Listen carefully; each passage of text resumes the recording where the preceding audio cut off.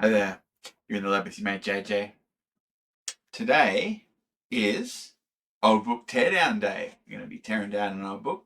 Silly job title for today is Digital Dancer. Today I'm the Digital Dancer. The book that we'll be looking at today is the second volume of the Encyclopedia of Electronic Circuits. We did the first volume last week. This week we'll do the second volume. And I'll try to do one volume a week until we've done all of them. And they have published 7 of these. So this is the second one we'll be doing today. We've got a whole heap of them ahead of us. This one's a tiny bit smaller form factor than the last one. If I recall, the last one had 700 and something pages, and this one has about 700 pages, maybe about 50 pages smaller than that previous one.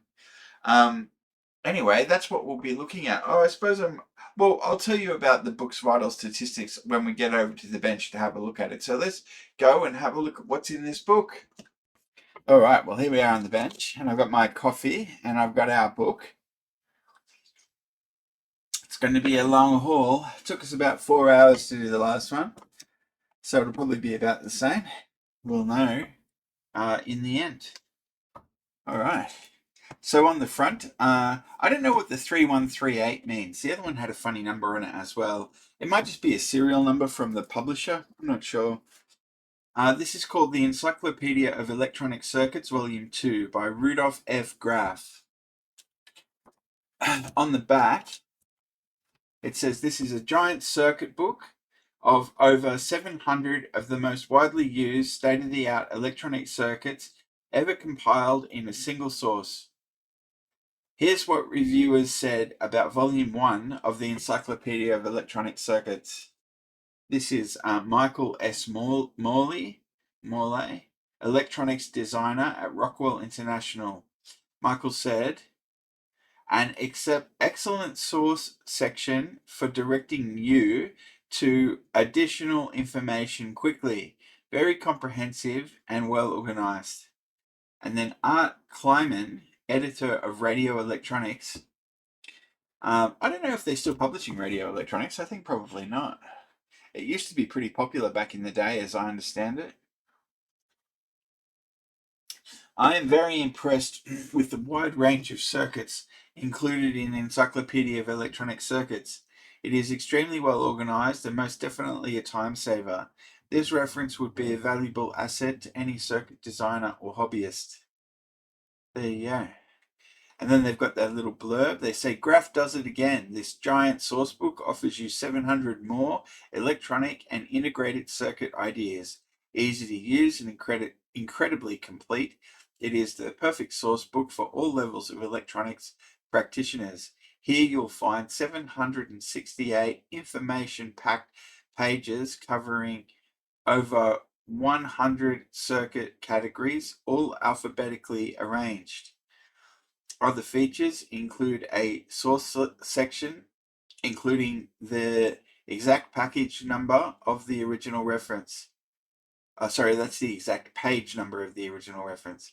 An extensive listing of the original circuit sources, including such industry leaders as Motorola, National Semiconductor, Texas Instruments, and the National Aeronautics and Space Administration, colloquially known as NASA, a meticulous index, and a specially keyed index that cross-references Encyclopedia of Circuits Volume 1.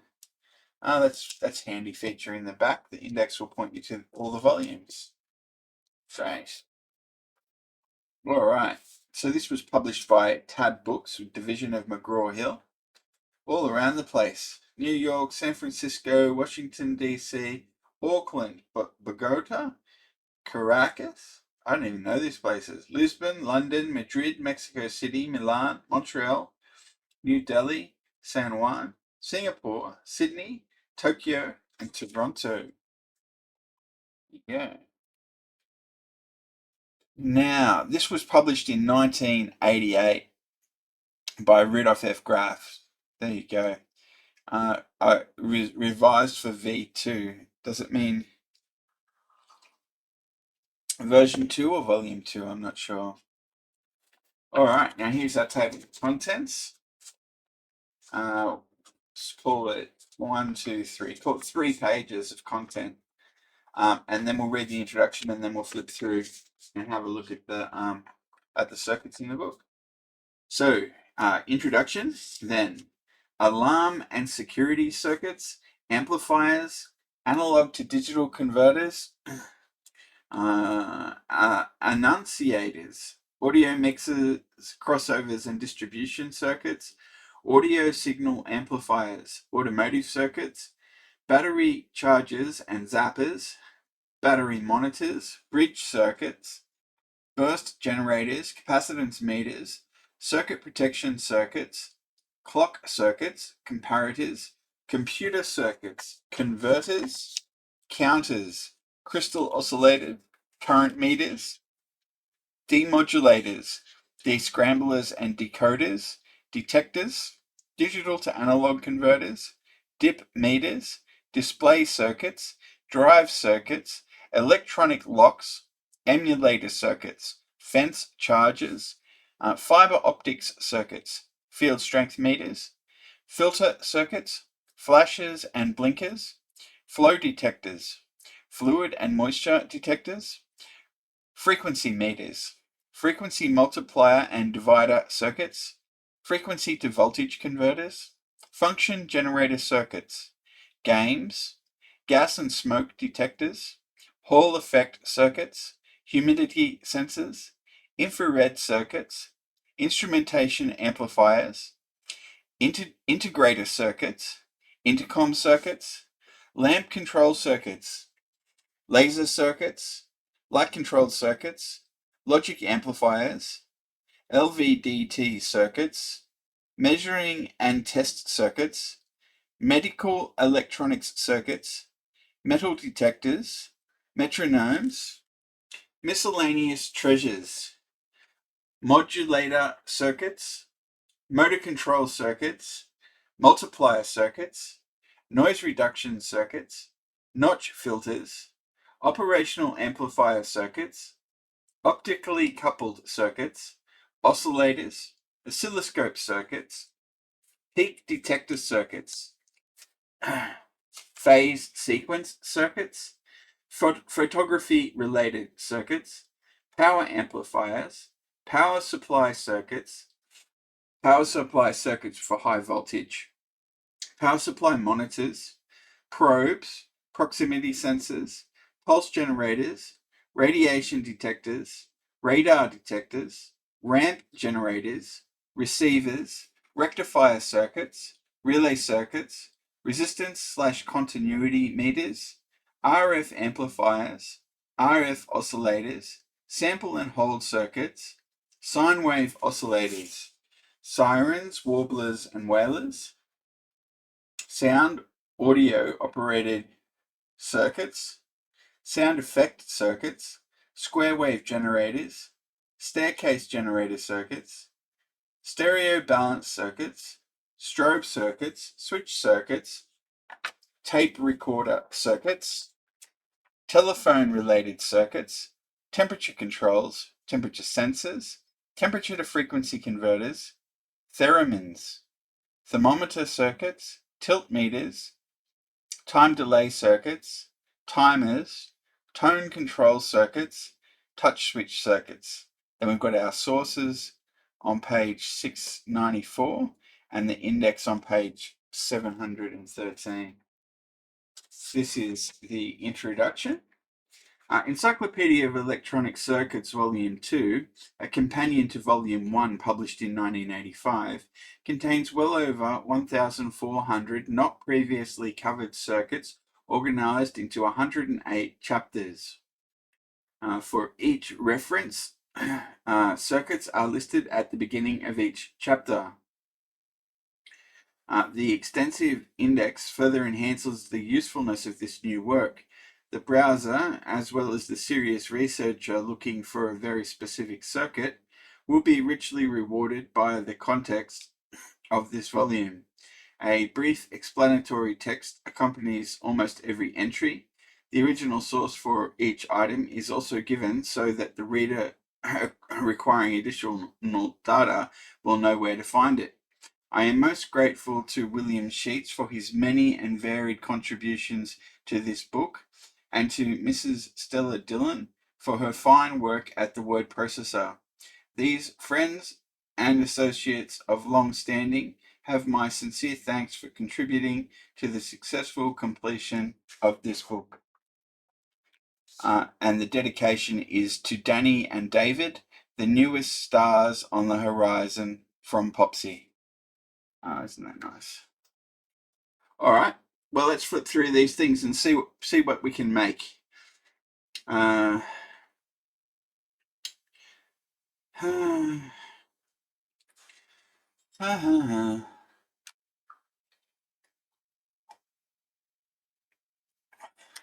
All right, so in this section, we've got the auto burglar alarm, we've got multiple alarm circuit, we've got differential voltage or current alarm, we've got trouble tone alert, and we've got photoelectric alarm system and an alarm circuit. Okay, so there's the auto burglar alarm. It's got timers. Are they 555s? They are indeed. Okay. Timer A produces a safeguard delay, allowing the driver to disarm the alarm and eliminating a vulnerable outside control switch. The silicon-controlled rectifier prevents timer A from triggering timer B unless timer B is triggered by strategically located sensor switches. Yeah, right. Multiple alarm circuit. Any of several input pulls the common alarm relay. Where's the relay? Oh, there's a relay over here. Any of several inputs pulls the common alarm relay, with lamps giving visual indication of triggering input. Low resistance lamps decrease input sensitivity. All right.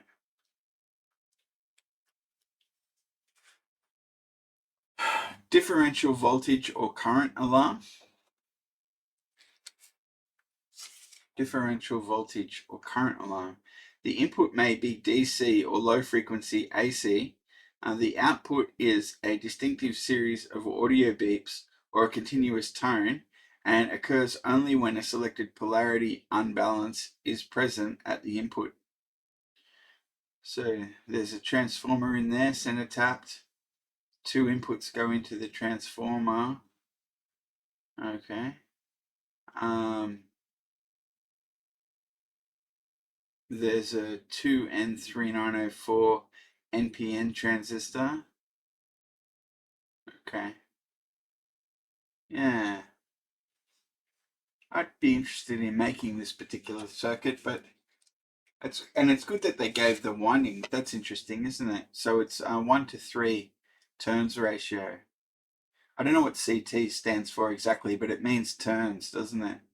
That's really good. Often you see the transformer and they don't give you the ratios that you need, but this one does. I'm tempted to make this. Maybe I'll make it tomorrow. Hang on a second, I'll get my notebook.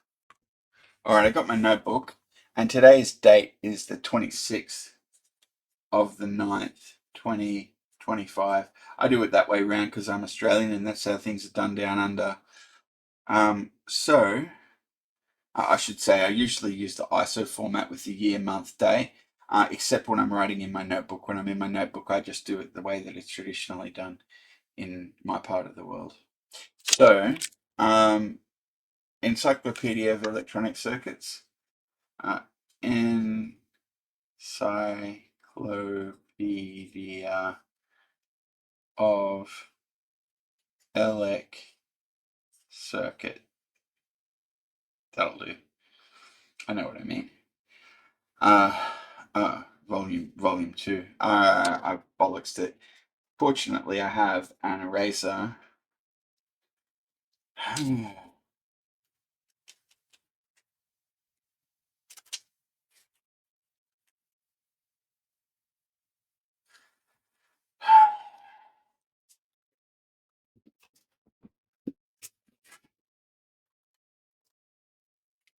All right, let's put it on the line where it will actually fit, and we'll just write out the whole thing So it's the Encyclopedia of Electronic Circuits, volume 2. And I'm going to write circuits of interest. Now I'm going to say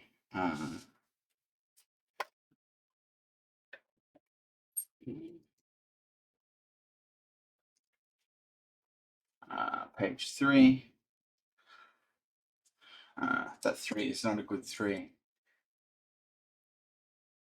That'll do. I'll just put diff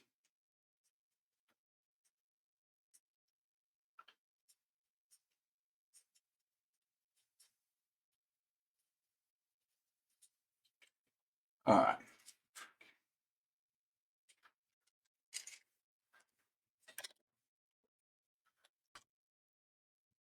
Alright, so this is where I'm going to keep my notes. I've put a circuit of interest on page 3, differential voltage / current. So if we see any circuits that we're interested in building, we can just make a note of them in the book as we flip through. This is a simple, humble little circuit, but I'd like to see how it works. I'm a pretty simple, humble electronics hobbyist. All right, here's a trouble tone alert. So this is like a personal alarm, I suppose, is it? The trouble tone alert. Can you see that book properly? All right. The trouble tone alert is intended for use with analog meters. Just wire a mini earphone jack directly across the meter movement, plug it in, and you're all set. This device reacts to the meter movement driving voltage. It will respond to a change in AC or DC voltage, current, or in resistance. The circuit will respond to an increase or decrease selected by the double pole double throw switch and is adjusted with the threshold control until the tone from the son alert just disappears, with the meter in the circuit being tested, of course. Analog meter. Mini jack wired across meter movement. I'm not sure what we're dealing with here. There's is that a Zener? Yeah, 6.2 volt Zener diode. What's a son alert? I don't know.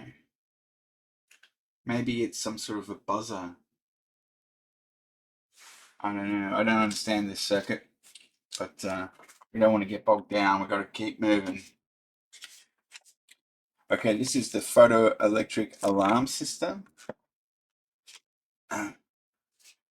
All right, seems to have some very, look at that. That amplifier's got like 2, 4, 6, 8.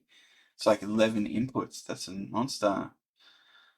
The CA3164, which is this one, the big one, it's a BIMOS detector alarm system, and the CA3078 micro power op amp with a photodiode are used as an automatic switch for turning on a night light or sounding a mechanical horn. Okay, so this thing is just a glorified switch. Alarm circuit. Is that a silicon controlled rectifier? Not sure. SCS. SCS. What's SCS? I'm not seeing it. Temperature, light, or radiation sensitive resistors up to 1 mega ohm readily trigger the alarm when they drop below the value of the preset potentiometer. Alternately, 0.75 volts at the input to the 100 kilo ohm triggers the alarm. Connecting SCS between ground and 12 volts, or is that and minus 12 volts? Yeah, there is minus 12 volts. permits triggering on negative input to GA. Permits. Still looking for that interchanging RS and the potentiometer triggers the SCS when R increases. So this thing here, the 3N81 or 3N84, that must be the SCS. I suppose I'll have to go and look it up. I'll be back in a tick. Alright, so the SCS is a silicon controlled switch, which is basically a 4-terminal SCR, which is a silicon controlled rectifier, I think. And it's a type of thyristor, I believe. I'm still getting my head around those parts. I don't get it yet, but I'll learn eventually. All right, now we're into amplifiers. So there's a bunch of them. We've got stable unity gain buffer with good speed and high input impedance. We've got chopper stabilized amplifier. We've got ultra low leakage preamplifier. We've got FET input amplifier. We've got ultra high input impedance, AC unity gain amplifier, logarithmic amplifier, composite amplifier, stereo amplifier with gain control, precision weighted resistor programmable gain amplifier, power gas FET. Is it gallium arsenide? I don't know. I suppose we should look it up. Hang on a sec. All right, here we are with our periodic table, and we're looking for Ga. There it is, gallium, and oh, it's arsenic. Gallium arsenic. I don't know how you pronounce it when they're in a combination like that. But Ga is gallium and As is arsenic, and FET of course stands for field effect transistor. Okay. So it's a power gallium arsenide FET amplifier with single supply. Linear amplifiers from CMOS inverters. Current controlled head amplifier. Hi-Fi compander. Hi-Fi compander. Don't know if I know that word. Hang on a sec. Oh wow! So a compander is a compressor and an expander. So it's a portmanteau, I believe they call it, compander, and it means compressing the signal, and then transmitting it, and then expanding it back to its close to its original form. So there you go. Okay, we've got 2-wire to 4-wire audio converter. We've got thermocouple amplifier, low distortion audio limiter, speech compressor, speaker overload protector, audio automatic gain control, voltage controlled attenuator, high input impedance differential amplifier, audio cue multiplier, automatic level control, and pulse width proportional controller circuit, and op-amp clamping. Okay, we've got stable unity gain buffer with good speed and high input impedance. All right.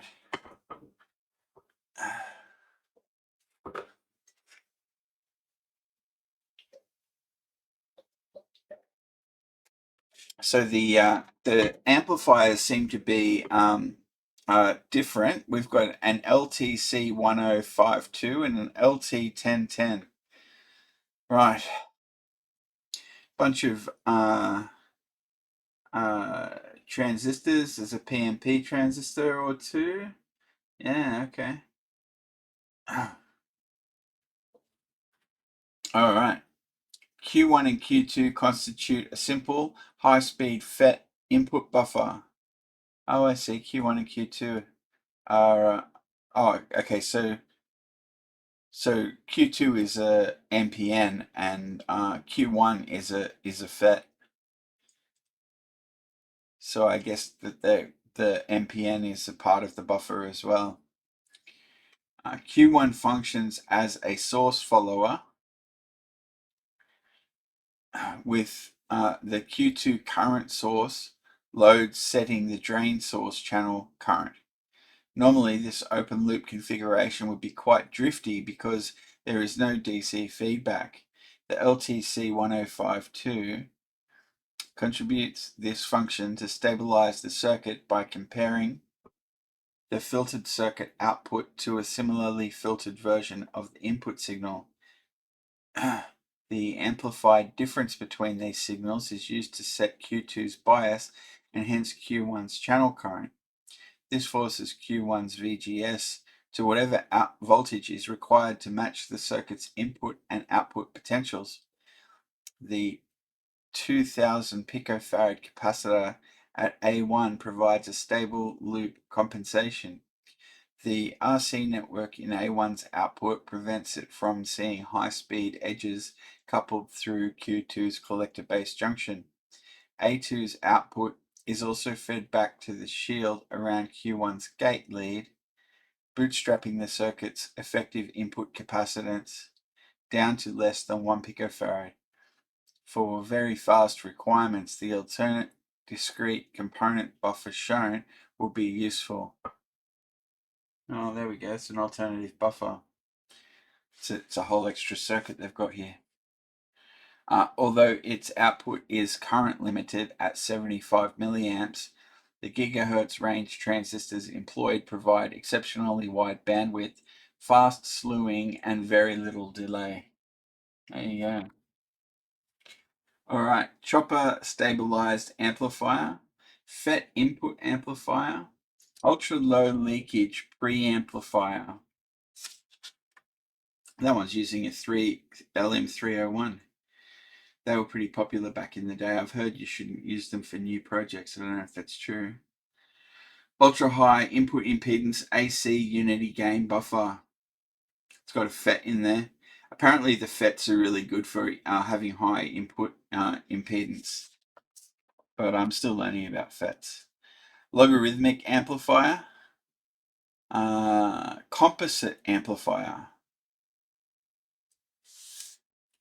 What does it mean, composite? Just made out of two parts, maybe. It's not two inputs. The circuit is made up of an LT1012 low drift device and the LT1022 high-speed amplifier. The overall circuit is a unity gain inverter with the summing node located at the junction of three 10K resistors.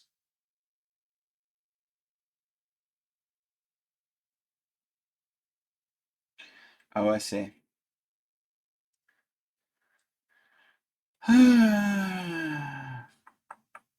The LT1012 monitors this summing node, compares it to ground, and drives the LT1022's positive input, completing a DC stabilizing loop around the LT1022.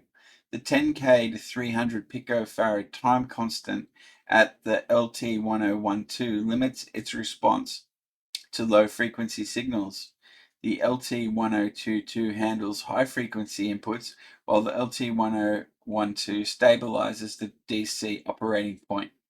The 4.7K to 220 ohm divider at the LT1022 prevents excessive input overdrive during startup.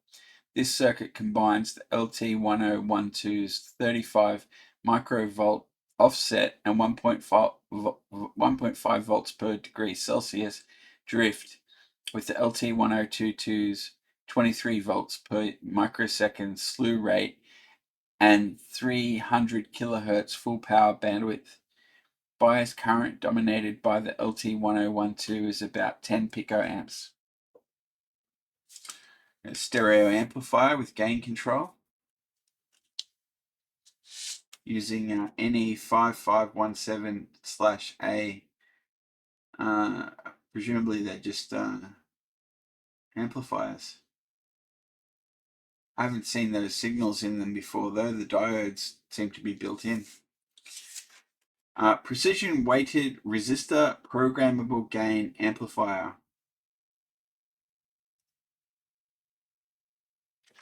Alright, so literally switch in and off.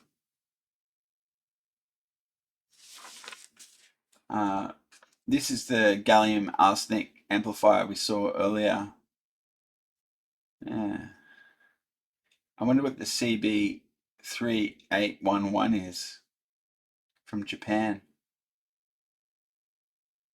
Is that the FET? I don't know. Are we seeing a FET? Oh, there's a FET. I don't know where the FET is in this. Must be that. The dual regulator circuit operates from a positive supply, which when switched on, powers the gate first, and when switched off, shuts off the drain first, as shown in the figure.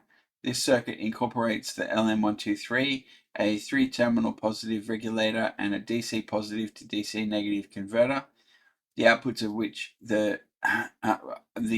of which power the drain and gates of the power FETs in a power amplifier relay.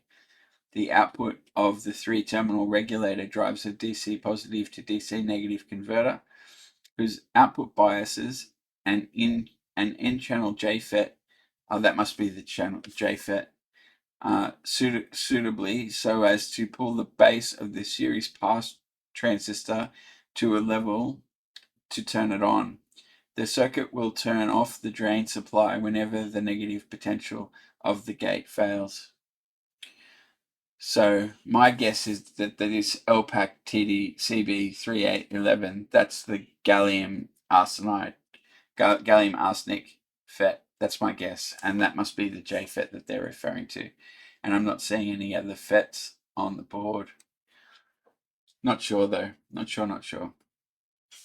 All right, linear amplifiers from CMOS inverters. CMOS inverters can be used as linear amplifiers if negative feedback is applied.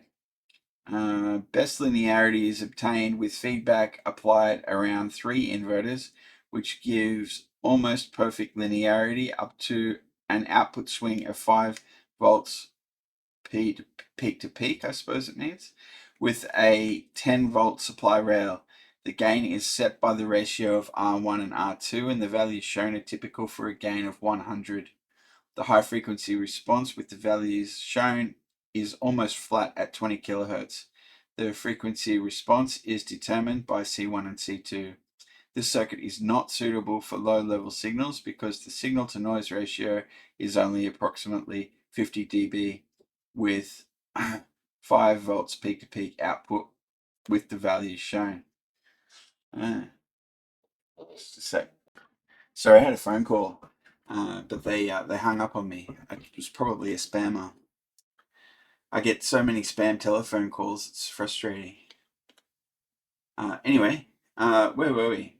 So we just finished talking about the linear amplifiers from CMOS inverters, but the crappy signal-to-noise ratio. So next is the current collector with the head amplifier. Looks like you can use this table of values to get different results. This is a current collector head amplifier. To amplify small current signals, such as from an electron collector inside a vacuum chamber,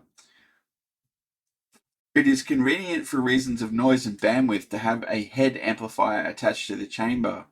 The op-amp M1 is a precision bipolar device with extremely low bias current and offset voltage, as well as low noise, which allows the 100-to-1 feedback attenuator to be employed.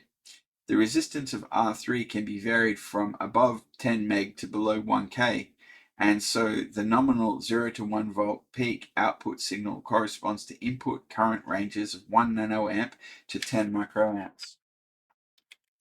Here's our hi-fi compander. So there should be a part of this which is a transmitter and a part which is a receiver. What do you think? Is that an LED and some sort of a sensor? It might be. I think that's the transmitter and the receiver parts. I'm not sure. Oh, no.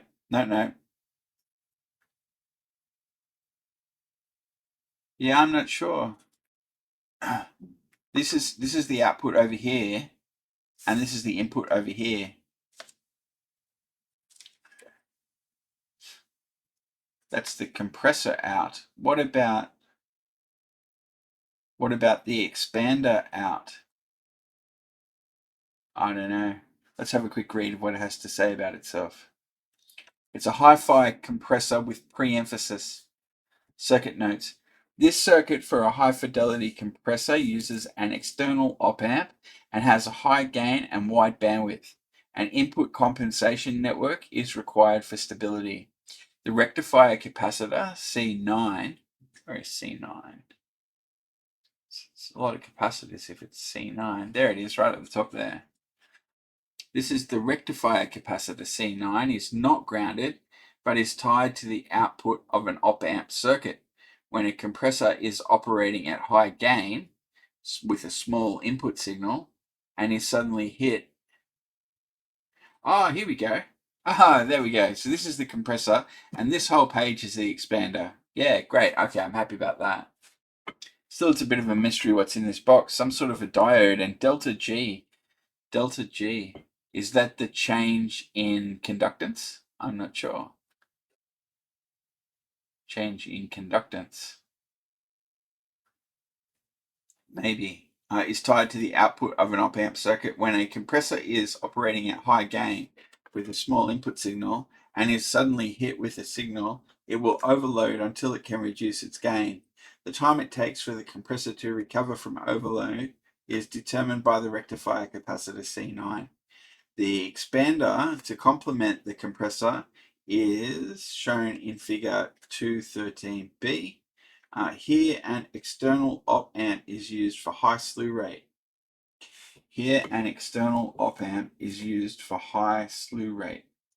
Both the compressor and expander have unity gain levels of 0 dB. Trim networks are shown for distortion, THD, and DC shift. The distortion trim should be done first with an input of 0 decibels at 10 kilohertz. The DC shift should be adjusted for minimum envelope bounce with tone bursts. Yeah, right. So this NE5534 amplifier seems to be in both sides of this circuit. And same with this whole thing here. It's a 1/2 of the NES 701. I'm gonna go look that up. All right, well, I noticed when I was looking up the details, this is called the NES 701 and this is called the NE570. I don't know if they're supposed to be the same thing or not. The internals look about the same. Is that there? Oh, that doesn't seem. Oh, yeah, no, that's there as well. So, yeah, this thing. Anyway, it said it's some sort of a diode. So I don't know. I don't know what to tell you about this. Anyway, on we go. 2-wire to 4-wire audio converter. Thermocouple amplifier. Low distortion audio limiter. Speech compressor.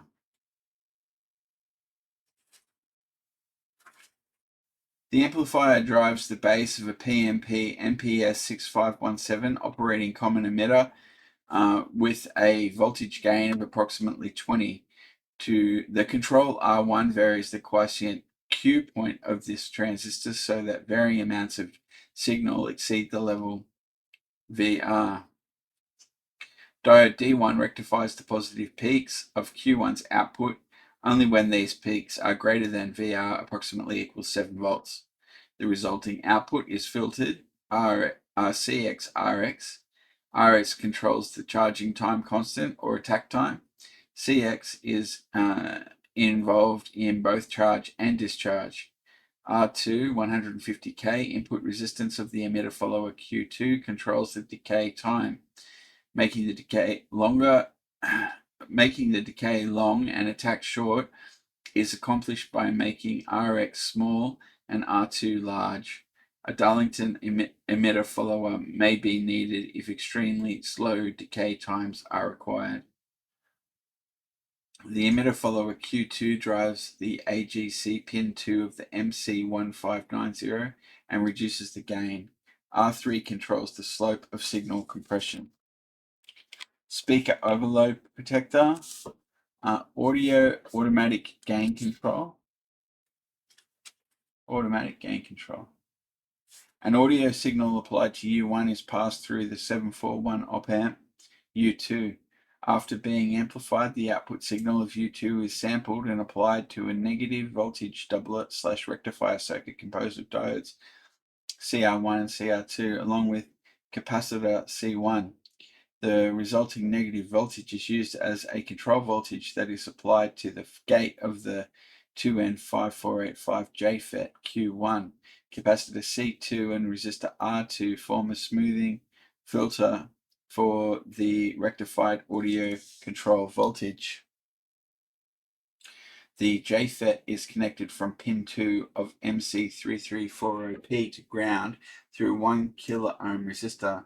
As the voltage applied to the gate of the FET becomes more negative in magnitude, the channel resistance of the JFET increases, causing the JFET to operate as a voltage-controlled resistor.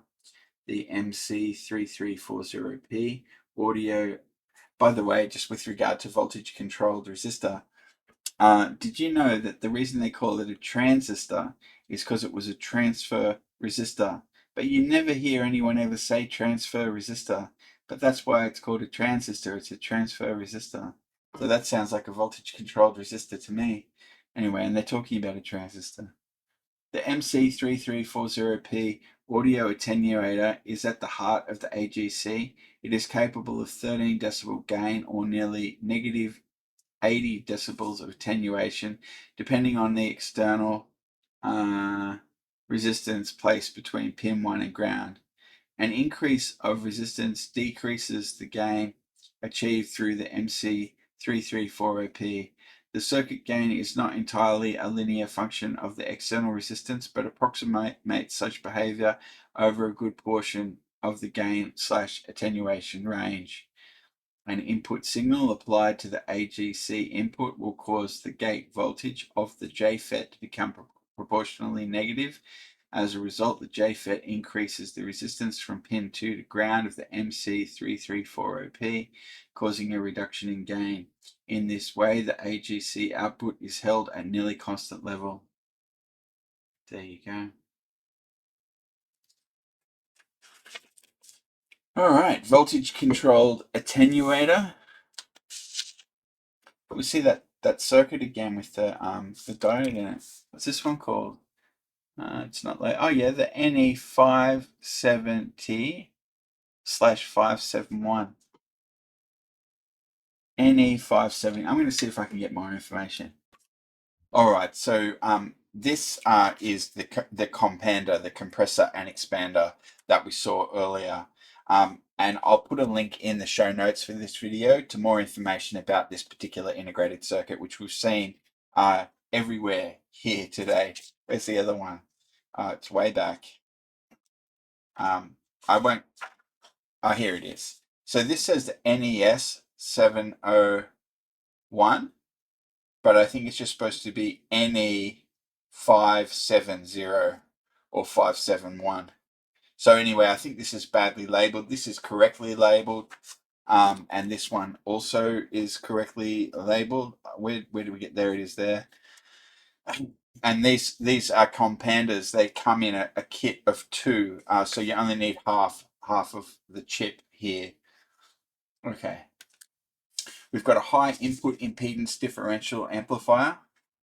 Okay. Audio Q multiplier.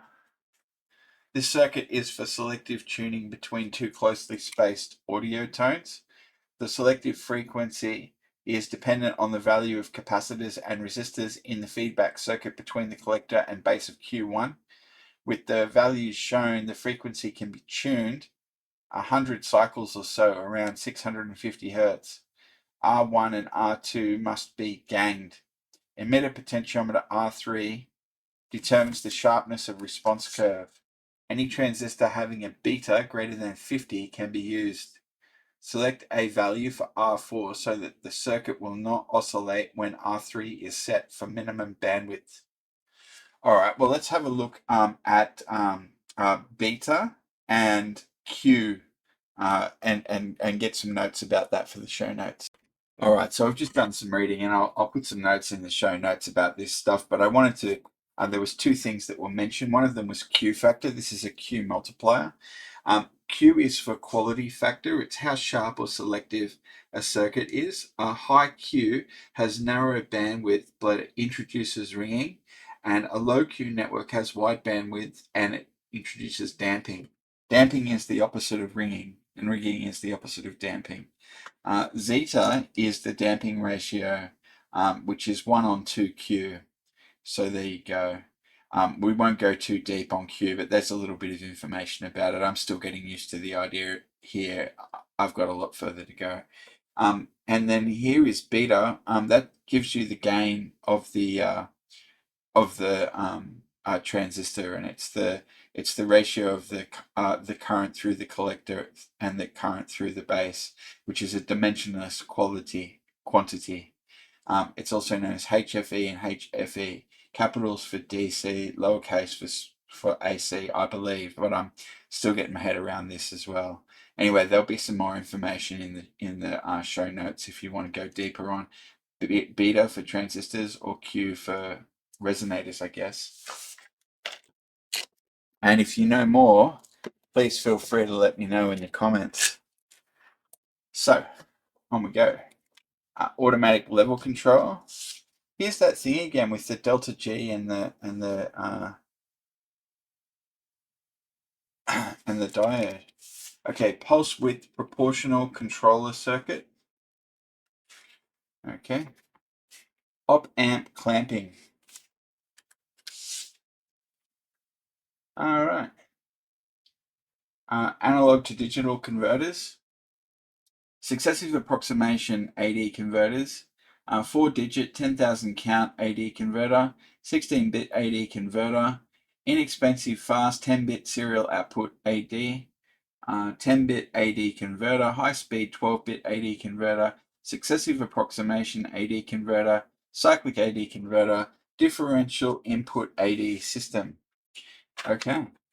So, of course, the analog takes a voltage and turns it into a set of digital signals. Obviously, it will have a number of bits that it can support.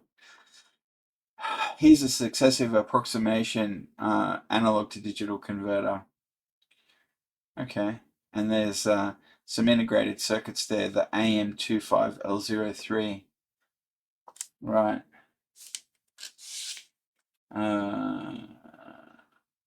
So here's the circuit notes. It tells us about that. The ICL, I know, that's a different, there's a bunch of them in here.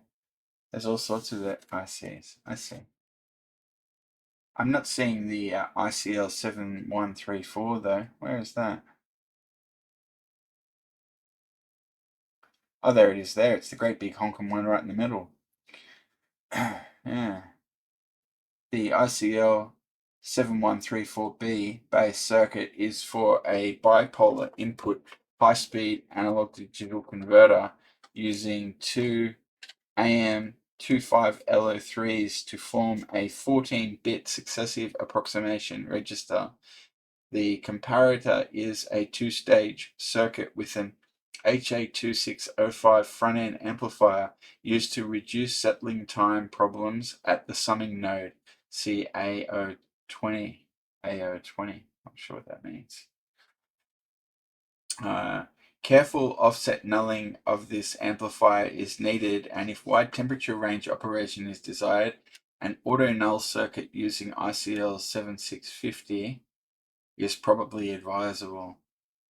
The clock using two Schmidt trigger TTL gates runs at a slower rate for the first 8 bits, where settling time is most critical than for the last 6 bits.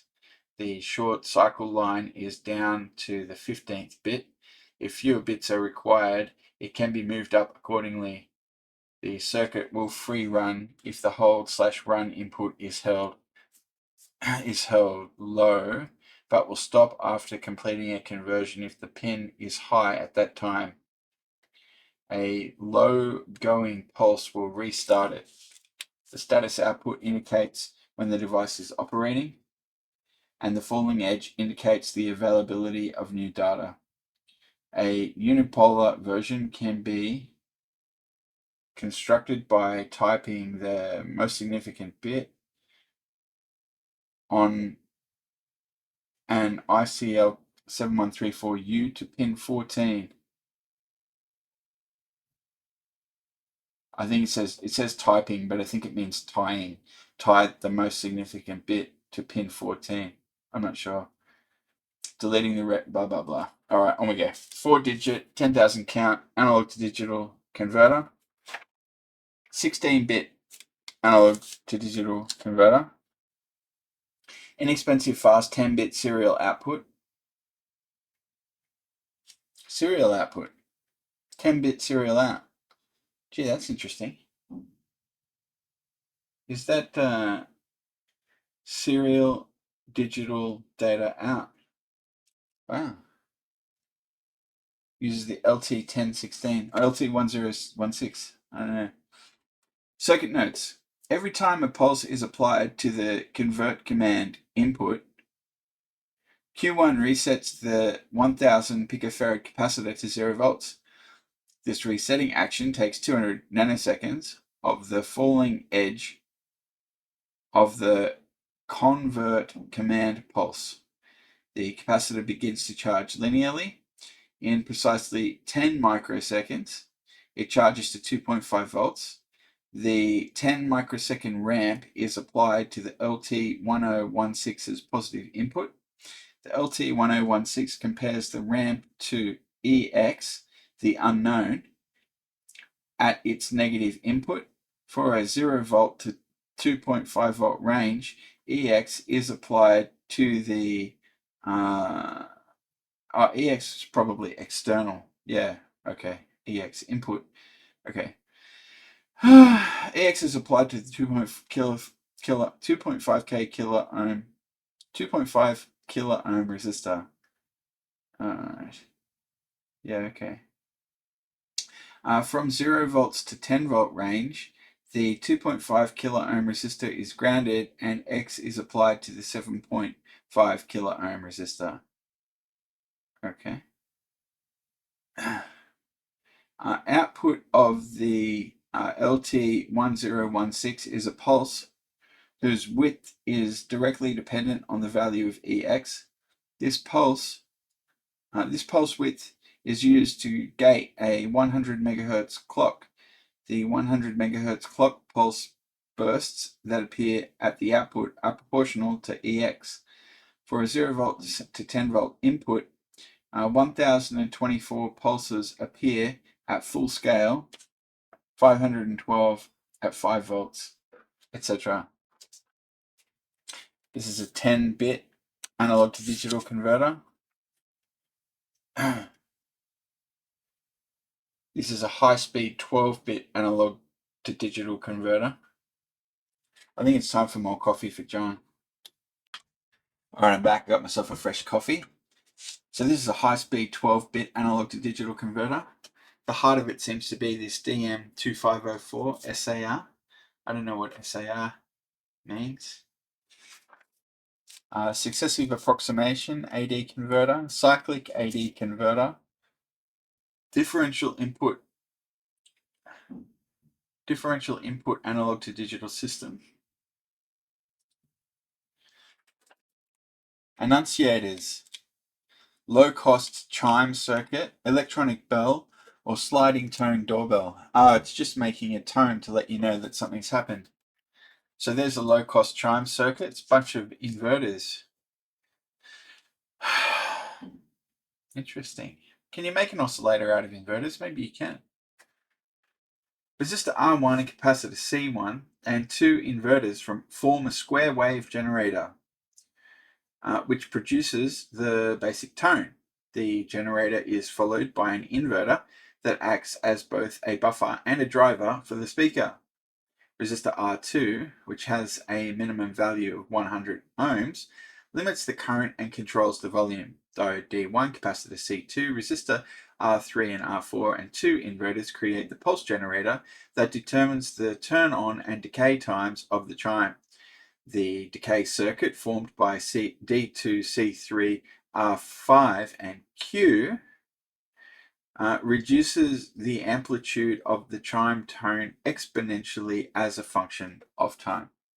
Okay, I'm going to write that one down as a circuit of interest. This is page 33. Can't write my threes today. And it's a low-cost chime. Low-cost chime. Might build that circuit. I don't know if we'll get the time to build all of them, but we'll have a think about it. All right, electronic bell. This is using a 5558 or MCI 558. Sounds like some version of the 555 timer, wouldn't you say? And if it's an electronic bell, it's got to be an oscillator, and you're going to need those. Course frequency is controlled by the capacitors, which must be kept nearly identical in value to each other for best results. Fine tuning is accomplished with R1 and R2. The decay time is controlled by R3. Okay, just a simple oscillator there. I suppose we should look it up. They're 5558. I'll be back. All right, so these 5558 integrated circuits are actually amplifiers. So that's not clear that they're amplifiers in this circuit, but that's what they are apparently. So it's an oscillator made from amplifiers. And here's a sliding tone doorbell. Okay.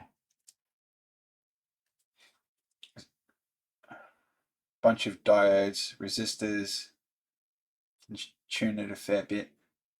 There's heaps of resistors, variable resistors. 1, 2, 3. I count 3. Huh. Sliding tone doorbell. I'm going to write that down as of interest as well. It's a simple little circuit that we could build.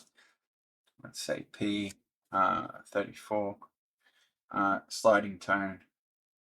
Sliding tone. All right. On we go. Audio mixers, crossovers, and distribution circuits. Electronic crossover circuit, sound mixer amplifier, microphone mixer, low distortion input selector for audio use, audio distribution amplifier, 4-channel, 4-track mixer, electronic crossover circuit, an audio source such as a mixer, preamplifier, equalizer, or recorder is fed to the electronic crossover circuit's input. That signal is either AC or DC coupled, depending on the setting of switch S1, to the non-inverting input of buffer amplifier U1A, one section of a quad BiFET low noise TL074 op-amp made by Texas Instruments. That stage has a gain of 2, and its output is distributed to both a low-pass filter made by R4, R5, and so on. Okay, well, we're not going to go into detail on that. Seems to be an integrated circuit is the heart of it. Sound mixer / preamplifier. Okay. Microphone mixer. Interesting. Cool. So you can feed the microphones in, and you've got a variable resistor to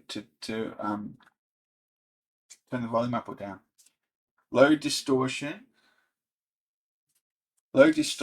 input selector for audio use. Audio distribution amplifier.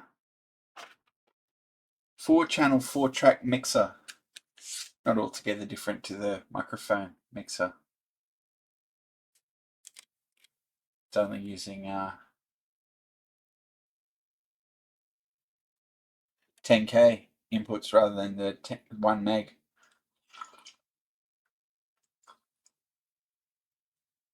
Alright, audio signal amplifiers. Auto fade, transistor headphone amplifier, stereo preamplifier, audio compressor, micro power high input impedance 20 decibel amplifier, stereo preamplifier, microphone preamplifier, volume, balance, loudness, and power amps, balance and loudness amplifier. Okay, we've got auto fade. Cool. Transistor headphone amplifier. That auto fade's just made out of transistors and passives.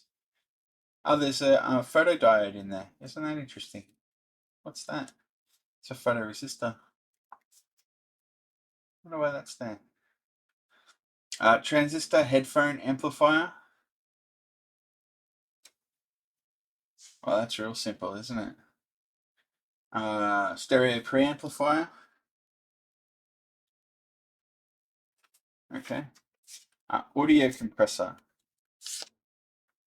Does it use that circuit that we saw last time? I'm not seeing it. Micro power high input impedance 20 decibel amplifier. Okay, well, it's just offloads everything to that IC, the CA3440. Stereo preamplifier. Microphone preamplifier. Volume, balance, loudness, and power amplifiers.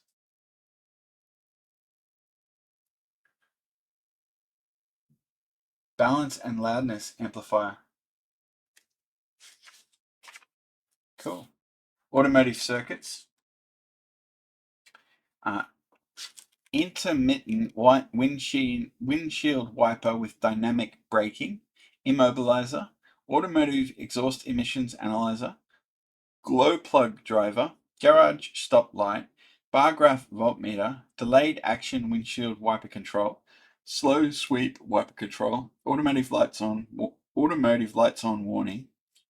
PTC thermistor automotive temperature indicator. Road ice alarm. Headlight dimmer. Ice formation alarm. Delay circuits for headlights. Ignition timing light. Digitac. Car wiper control. Automatic headlight dimmer. Oh, that's interesting. Intermittent windshield wiper with dynamic braking. Bunch of FETs in the middle of that thing. And there's some, that timer, are they 555s? I'm not sure. 14555.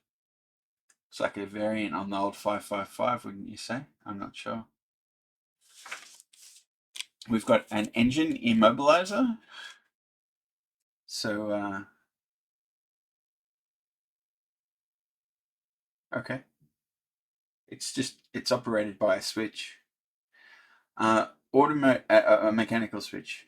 Automotive exhaust emission analyzer. Okay, using some sort of a sensor for that.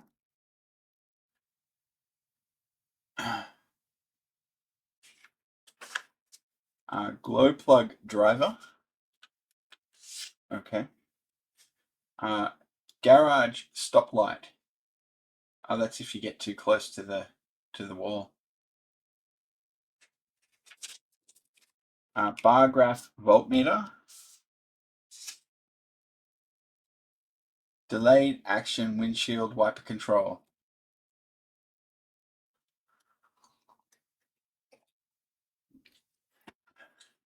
Delayed action windshield wiper control. Uses a 555 timer as well. Slow sweep wiper control. They love the 555s in these circuits. Automotive lights on warning. It beeps at you if the light switch is on and the ignition switch is on, I guess. PTC thermistor automotive temperature indicator. Road ice alarm. Headlight dimmer. It uses a relay. When the lights of an oncoming car are sensed by phototransistor Q1, things get going. All right, so they sense oncoming, and then they toggle between a high beam or low beam with a relay. This is an ice formation alarm. I'm not sure how they figure that. When the air temperature is low. Yeah, right. So they've got a thermistor in there, presumably. Delay circuits for headlights. This circuit keeps an automobile's headlights on temporarily. Alright. Ignition timing light. Ignition timing light. Figure A shows the circuit of a direct trigger timing light. The trigger voltage is taken from the car's ignition circuit by a direct connection to a spark plug. A circuit using an inductive pickup is shown in figure B. A trigger transformer is used to develop the high voltage pulse for triggering. Digitac. Oh, there we go. So it's a digital output for its tachometer, and it can do what? Two digits. Wiper control. Another wiper control. ICM 7555. Again, I assume that's another 555 timer. Automatic headlight dimmer. Oh, this is similar to what we saw earlier. Yeah, it's the same. It's got the input sensor and then the relay to control the high beam or low beam. All right, now we're up to the battery chargers and zappers. Let's hear about some zappers. All right, we've got rapid battery charger for ICOM IC2A. We've got a gel cell charger. We've got a NiCad battery zapper. We've got a lithium battery charger. We've got a thermally controlled NiCad charger. We've got a NiCad battery zapper 2. Battery charger, wind-powered battery charger. Battery charger operates on a single solar cell. Versatile battery charger, 14 volt, 4 amp battery charger / power supply. Okay, so we've got rapid battery charger built on the LM723. Is that an amplifier? I don't know. Let's go. Oh, and what does it say? Rectified and filtered voltage from the 24 volt AC transformer is applied to the LM723 voltage regulator and the NPN pass transistor. So that LM723 is a voltage regulator. Very good. You can still see that. Try and keep it there so you can see. Okay. Gel cell charger. So this circuit detects a full charge state and automatically switches to a float condition from 240 milliamps to 12 milliamps. Okay. NiCad battery zapper. The short in a NiCad battery can be burned off with this zapper. Use of the SCR keeps heavy discharge current from damaging switch contacts. Here's a lithium battery charger. Thermally controlled NiCad charger. Oh, that's interesting. One way to charge NiCad batteries rapidly without abuse is to measure cell temperature and taper the charge accordingly. The circuit uses a thermocouple for this function. A second thermocouple nulls out the effects of ambient temperature. The temperature difference between the two thermocouples determines the voltage, which appears at the amplifier's positive input. As battery temperature rises, this small negative voltage of 1 degree Celsius difference between the thermocouples equals 40 microvolts becomes larger. The amplifier, operating at a gain of 4,300, gradually reduces the current through the battery to maintain its inputs at balance.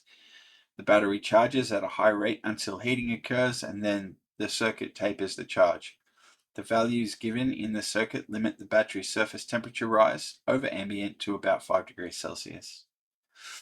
NiCad battery charger zapper 2. This zapper clears internal short in NiCad batteries by burning it away. Caution, the negative battery terminal is connected to one side of the AC line. For safety, operation used a 1-to-1 isolation transformer.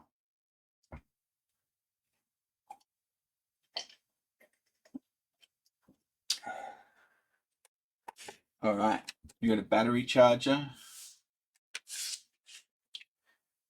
Another battery charger, I guess we should say. Wind-powered battery charger. Oh, that's interesting. The heart of it's this thing called the LTC1042. Did we see that? I see already? I forget. Battery charger operates on single solar cell. Okay, so we got wind powered and we got solar powered. They're quite different though, aren't they? I mean, this one has a bridge rectifier and this one does not. This one has this IC and this one has a couple of FETs. Those are pretty complicated looking FETs. And what are those? Are those NAND gates? What are they doing in there? I don't want to think that hard about it. Huh? Versatile battery charger. Okay. 14 volt, 4 amp battery charger / power supply. Okay. It's mains powered. Battery monitors. Dynamic constant current load for fuel cell / battery testing. Voltage detector relay for battery charger. Battery status indicator. Low battery indicator. A lithium battery's state of charge indicator. Step up switching regulator for 6 volt battery. Battery voltage monitor. Battery monitor. Dynamic constant current load for fuel cell / battery testing. Constant current load. Is it a load or a current? This circuit was designed for testing fuel cells, but it could also it's a programmable load. By the way, I got my programmable load on my bench now. Let me see if I can show you. Yeah, okay. Flip you over there, and I just turn that around. And can you see this bit of equipment here? It's my load. Put that out of the way. Can you see it? There it is there. Oh, this is in the way. Is it? Yeah. Sorry. Anyway, out the back here, I've got my programmable load. It's a ZKE Tech EBD A20H. I'll put a link to it in the show notes. So yeah, I'll throw you back to our regular view. All right. So we were reading about this current this load, I think it is. It's designed for testing fuel cells, so basically it will just be a load, yeah. But you could also use it for testing batteries under a constant current load. It provides a dynamic constant current load, eliminating the need to manually adjust the load to maintain a constant load. For fuel cell application, the load must be able to absorb 20 to 40 amps, and since a single cell develops only 0.5 to 1.0 volts, bipolar power devices such as Darlington are impractical. Therefore, this dynamic load was designed with a TMOS PowerFET Q2. There it is there. With switch S1 in position 1, emitter follower Q1 and R1 establish the current level for the load. In position 2, an external voltage can be applied to control the current level. Operational amplifier U1 drives TMOS device Q1, which sets the load current seen by the fuel cell or battery. The voltage drop across R15, which is related to the load current, is then applied to U2, whose output is fed back to U1. Thus, if the voltage across R15 would tend to change, feedback to the minus input of U1 causes that voltage and the load current to remain constant. Adjustment of R13 controls the volts per amp of feedback. The V out point is used to monitor the system. Interesting. We've got a voltage detector relay for battery charger. Has it got a? Yeah, it's got a relay in it. Up in the corner there. Battery status indicator. Okay, that's pretty simple transistor. Do you call it Darlington when it's in that configuration? I'm not sure. Okay. Continually monitors battery voltage during use and consumes only about 250 microamps until the endpoint is reached. Near the endpoint, TR1 turns on, allowing TR2 to eliminate the LED to increase current drain further, leading to a distinct turn-off point. Low battery indicator. Okay. Lithium battery state of charge indicator. It's the LM3914. Setup, switching regulator for 6-volt battery. Battery voltage monitor. There's a Zener diode in there. 6.2 volt. Battery monitor. It's a pretty simple one, just one transistor. Alright. Did we miss something there? No. Alright, bridge circuits. AC bridge, bridge balance indicator, bridge circuit, typical 2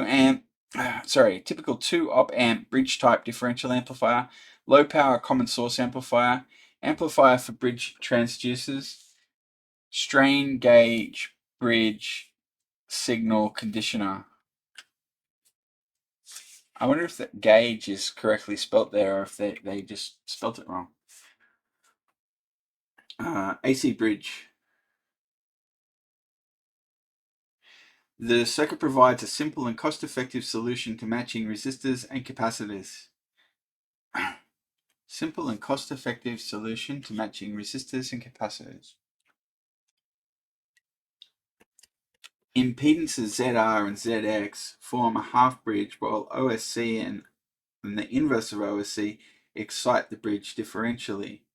The external op amp is a FET input amplifier with very low input bias current on the order of 30 picoamps typical. C1 allows AC coupling by blocking the DC common mode voltage from the bridge, while R1 biases the output of LF356 to 0 volt at DC.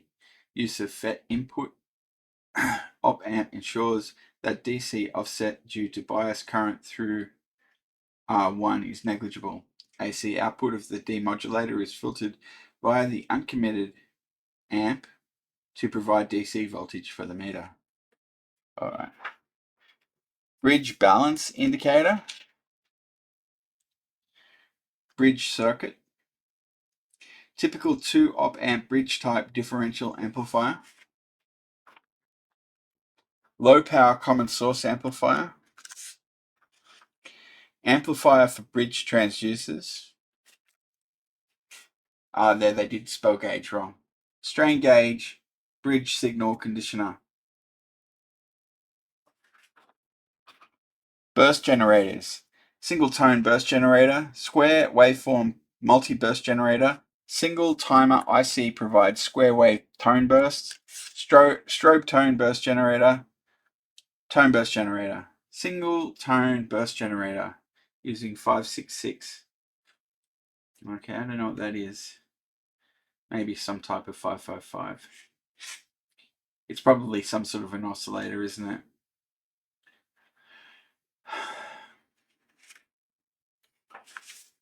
It had used a silicon controlled rectifier and a Zener diode. I'm trying to learn more about those diodes. I got some TVS diodes as well recently, which I'm trying to learn about. Square waveform multi-burst generator. Square waveform multi-burst generator continued. That's a real monster. Oh no, it's just full of charts. That's why this is so big. Wow. Alright. Single timer IC provides square wave tone bursts.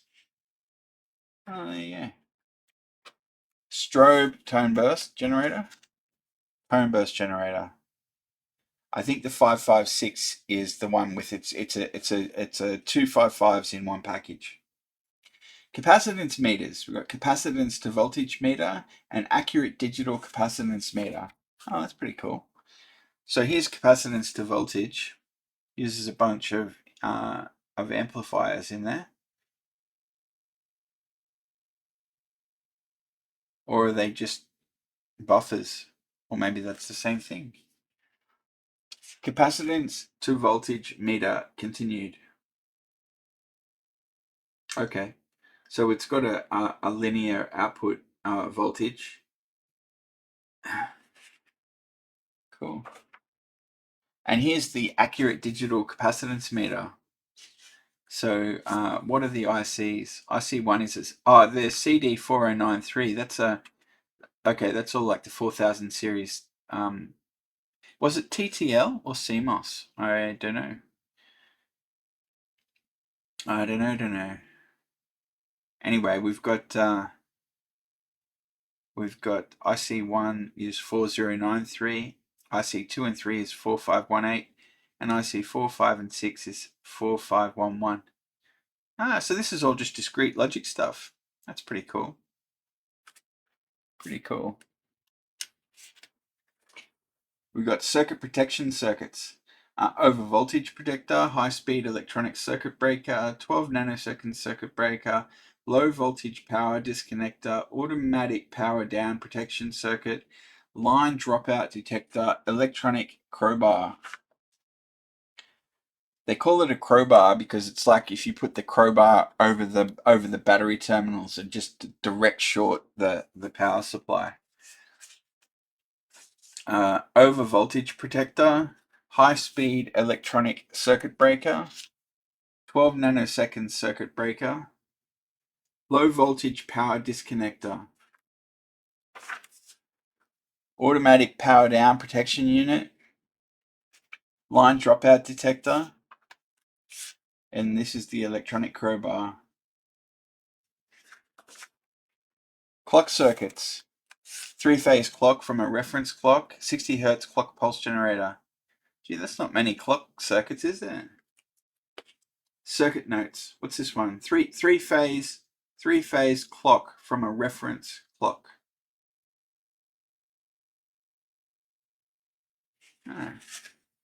The circuit provides 3 square wave outputs with 120 degrees of phase difference between each other. 120. That's 1/3. Reference, and there's 3 of them, right? Reference clock frequency is twice that of the required frequency. This can be obtained from a crystal oscillator with a chain of dividers or by using LM555 in 50% duty cycle, astable mode. If 1 on T is the frequency of the reference clock, the dual timer 556 is connected to give 2 monostable output pulses of duration T on 3 and 2T on 3. The first timer R and C values are adjusted so that blah blah blah. Alright. And this is a 60 Hz clock pulse generator. Uses a crystal oscillator at 3.58 MHz. The circuit provides a clean, stable square wave, and it will operate on anywhere from 6 to 15 volts. The IC and color burst crystal are the kind used in TV receivers. The 3.8 MHz output makes a handy marker signal for shortwave bands. All right. Comparators. Low pass comparator with less than 10 microvolt hysteresis, voltage monitor / comparator, limit comparator, double-ended limit comparator, low cost comparator and display. Window comparator. Comparator detects power supply over voltages, catches glitches. High-low level comparator with 1 op amp. High input impedance window comparator. Frequency comparator. Demonstration comparator circuit, LED frequency comparator, TTL compatible Schmitt trigger. Here is the low power comparator with less than 10 microvolts hysteresis. Voltage monitor / comparator. IC1, it's not going to tell us what it is. Limit comparator. Double-ended limit comparator. Low cost comparator and display.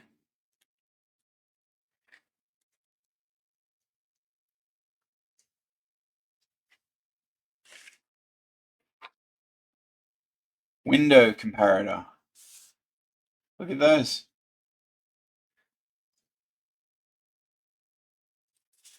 This circuit provides independently adjustable upper and lower threshold settings. That's the window. The window is the high and low threshold. And has sine in window range, in upper window, and in lower window digital outputs. Fascinating.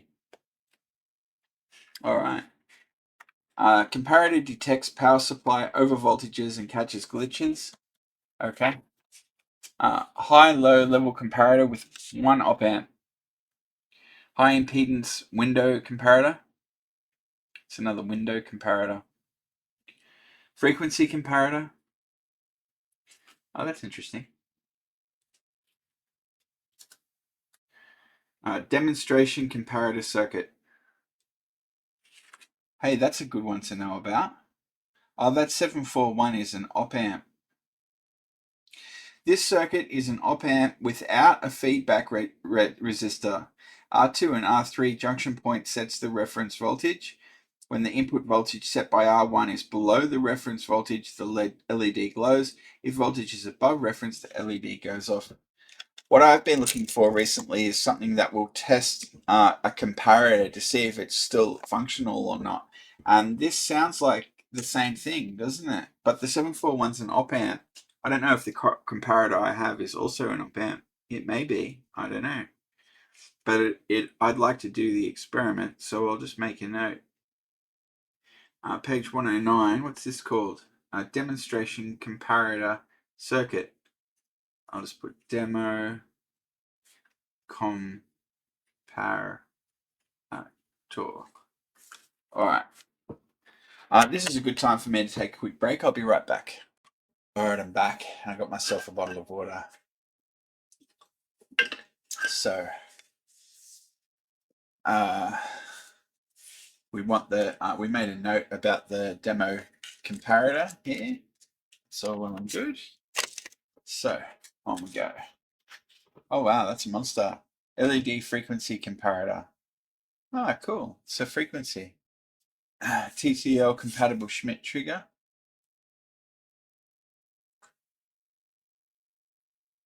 Okay. There we go. Look at that.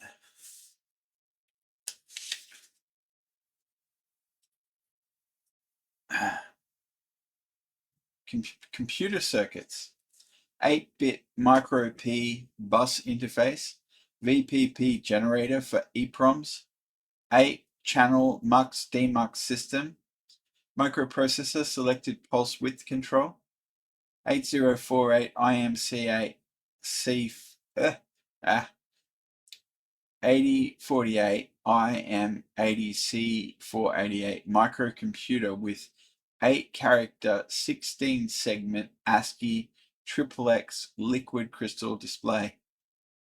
CMOS data acquisition system.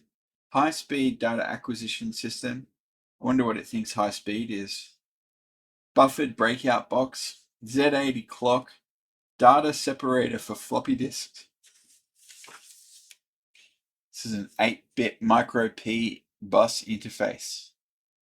With this double latch technique, valid data will be latched to the DAC until updated with the E2 pulse. Timing will depend on the processor used. I haven't heard of a micro P bus before. Some sort of parallel bus.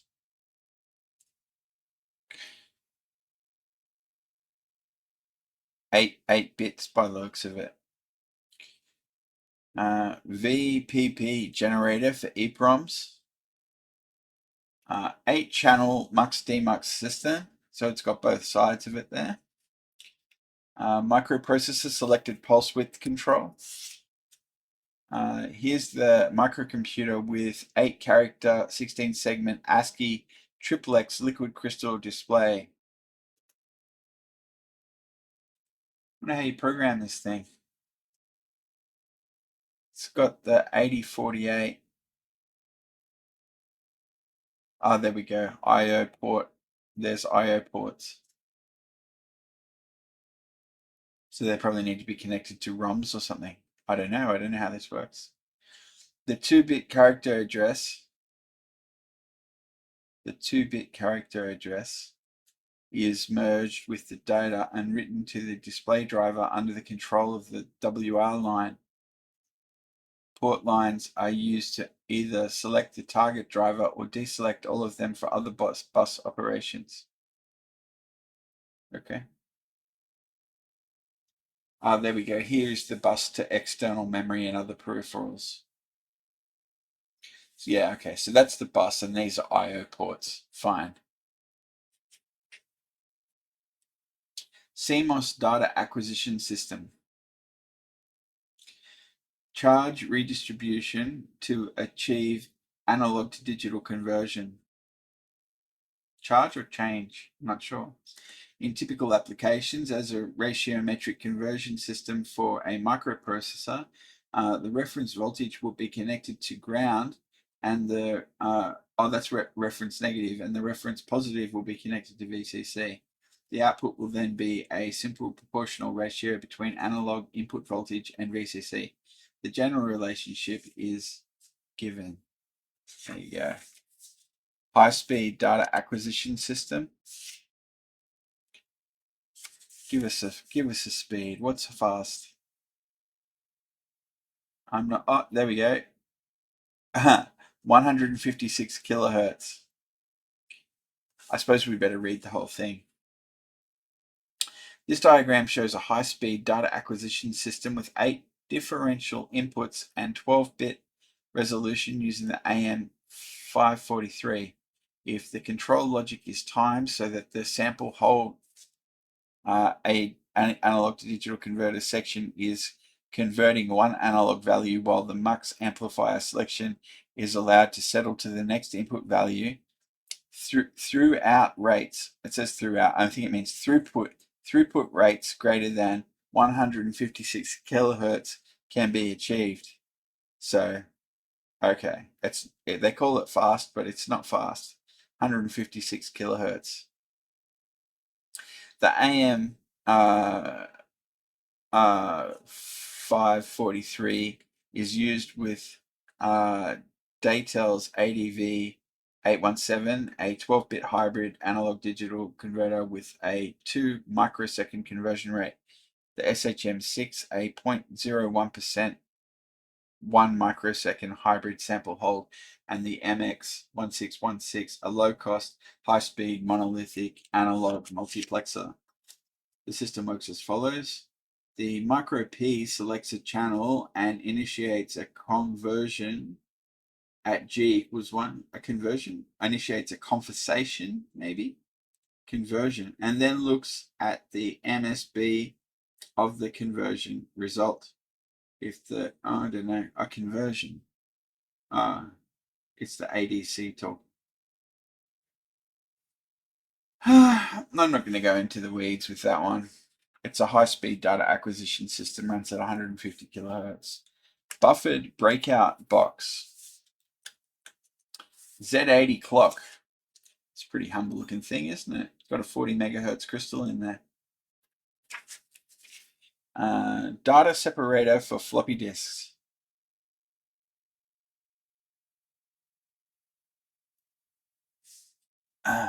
The data separator is intended for use with 8-inch flexible disks with IBM 3870 soft-sectored format. The circuit delivers data and clock and clock pulses. Clock and clock pulses, what's the difference? Oh, I see. Data and clock, B. And clock pulses, D. Okay. These two signals must be in such a sequence that the negative edge of the clock pulse is at the middle of the data cell. Unseparated data A from the floppy unit is shaped with one shot N1. Trimmer P1 should be adjusted so the pulses at B are 1 microsecond wide. This signal synchronizes PLL N2 with the free running frequency adjusted to 500 kilohertz. The output of a PLL is 90 degrees out of phase with its input. D-type flip-flop N3 is connected as a divider by 2 and changes state at each positive edge of C. N4 connected as a shift register looks for 4 consecutive missing pulses. When this happens, the circuit is resynchronized with E so that, as in E, so that the negative edge of D is in the middle of a data cell.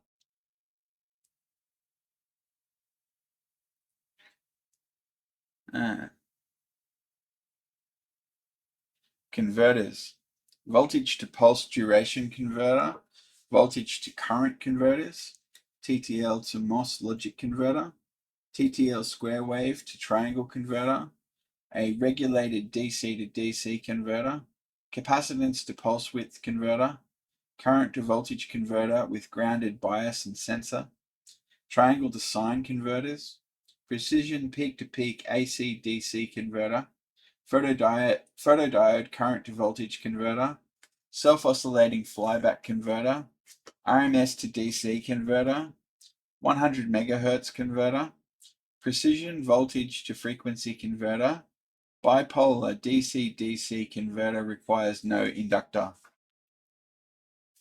voltage to pulse duration converter, voltage to current converters, TTL to MOS logic converter. Oh, that's interesting. So it's 5 volts in and V out. Doesn't say. It'll be whatever the MOS standard is, 3 point something maybe, I forget. TTL square wave to triangle converter. Regulated DC to DC converter. Capacitance to pulse width converter. Current to voltage converter with grounded bias and sensor. Triangle to sine wave converters. Precision peak to peak AC-DC converter. Photodiode current to voltage converter. Current to voltage converter. Yeah. Self-oscillating flyback converter. Bunch of coils in there. RMS to DC converter. This is the SE5521.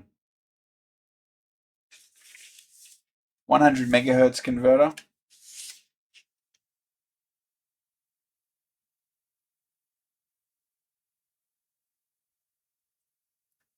Precision voltage to frequency converter. Bipolar DC-DC converter requires no inductor. Got a bunch of FETs in there.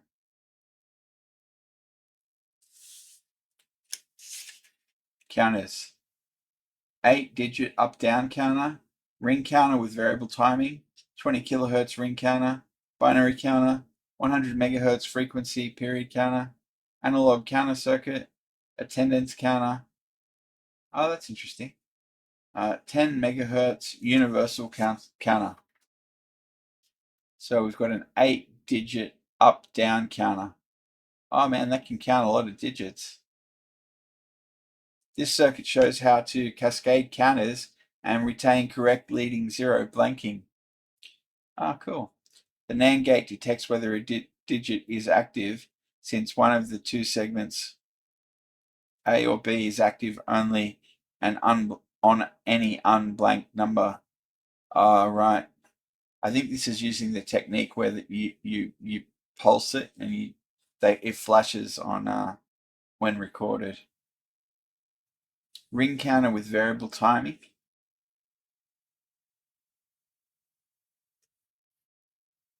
20 kilohertz ring counter.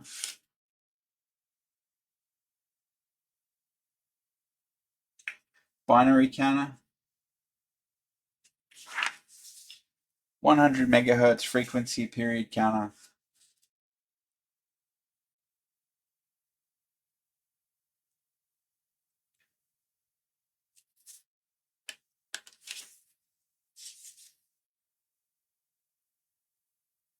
Analog counter circuit.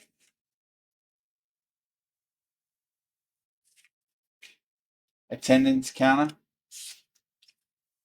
Can count up to what? 20,000. 10 megahertz universal counter.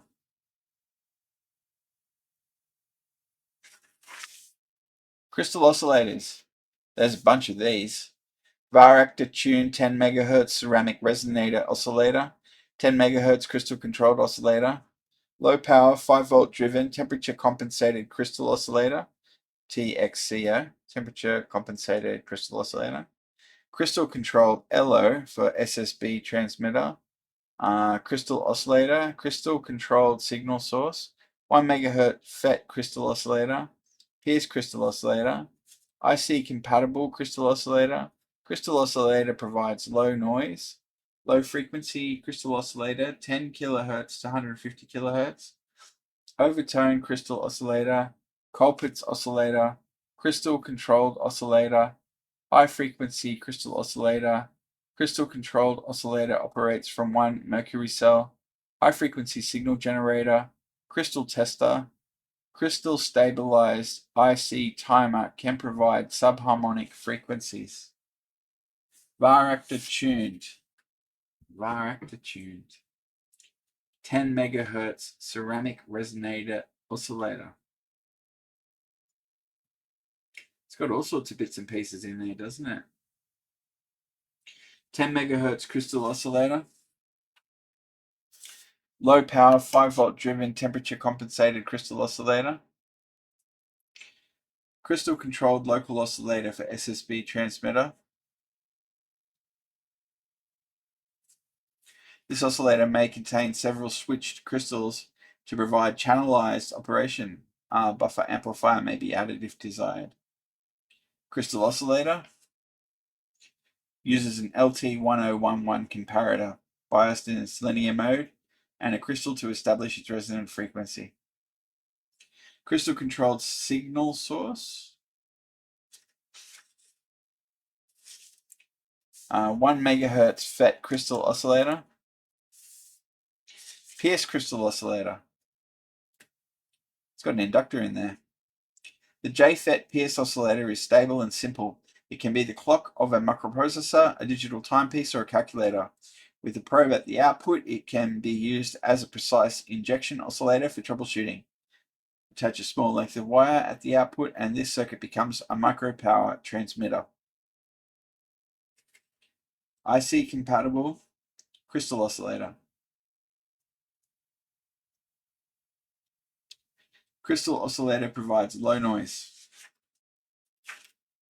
Low frequency crystal oscillator, 10 kHz to 150 kHz. Overtone crystal oscillator. This oscillator is designed for overtone crystals in the 20 to 100 MHz range, operating in the third and fifth mode. Operating frequency is determined by the tuned circuit. Colpitts oscillator. Crystal controlled oscillator. High frequency crystal oscillator. High frequency crystal oscillator continued. Crystal controlled oscillator operates from one mercury cell. High frequency signal generator. Crystal tester. And that could come in handy.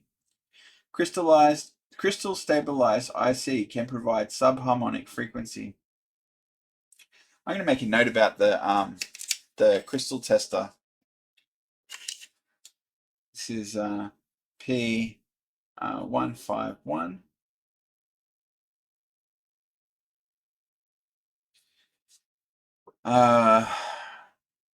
Crystal tester.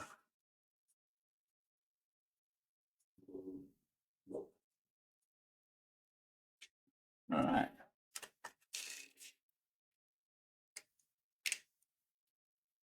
Crystal stabilized IC timer. Then we're up to current meters. Oh, that's interesting. Ammeter with 6-decade range. Current sensing in supply rails. Pico ammeter.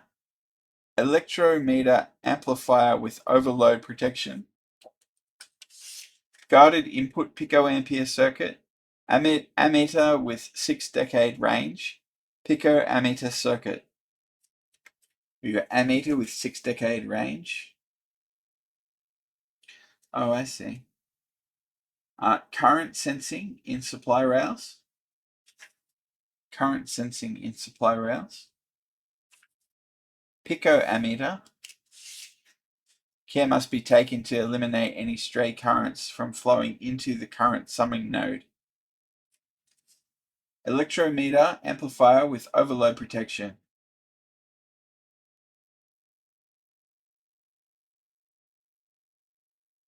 Q1 is 2N5909. The preamplifier is protected from excessive input signals of either polarity by the 2N5909 junction field effect transistor.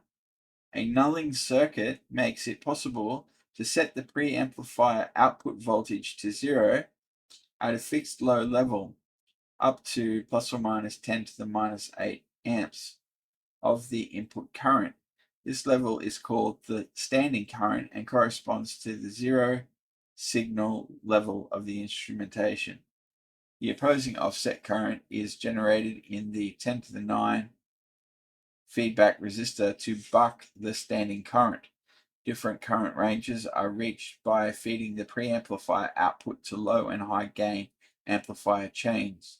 To reduce noise, each chain includes a 1.5 Hz corner active filter. Guarded input picoammeter circuit, ammeter with 6-decade range. We saw one of those earlier. Picoammeter circuit. Okay. Picoamps, that's really, it's tiny.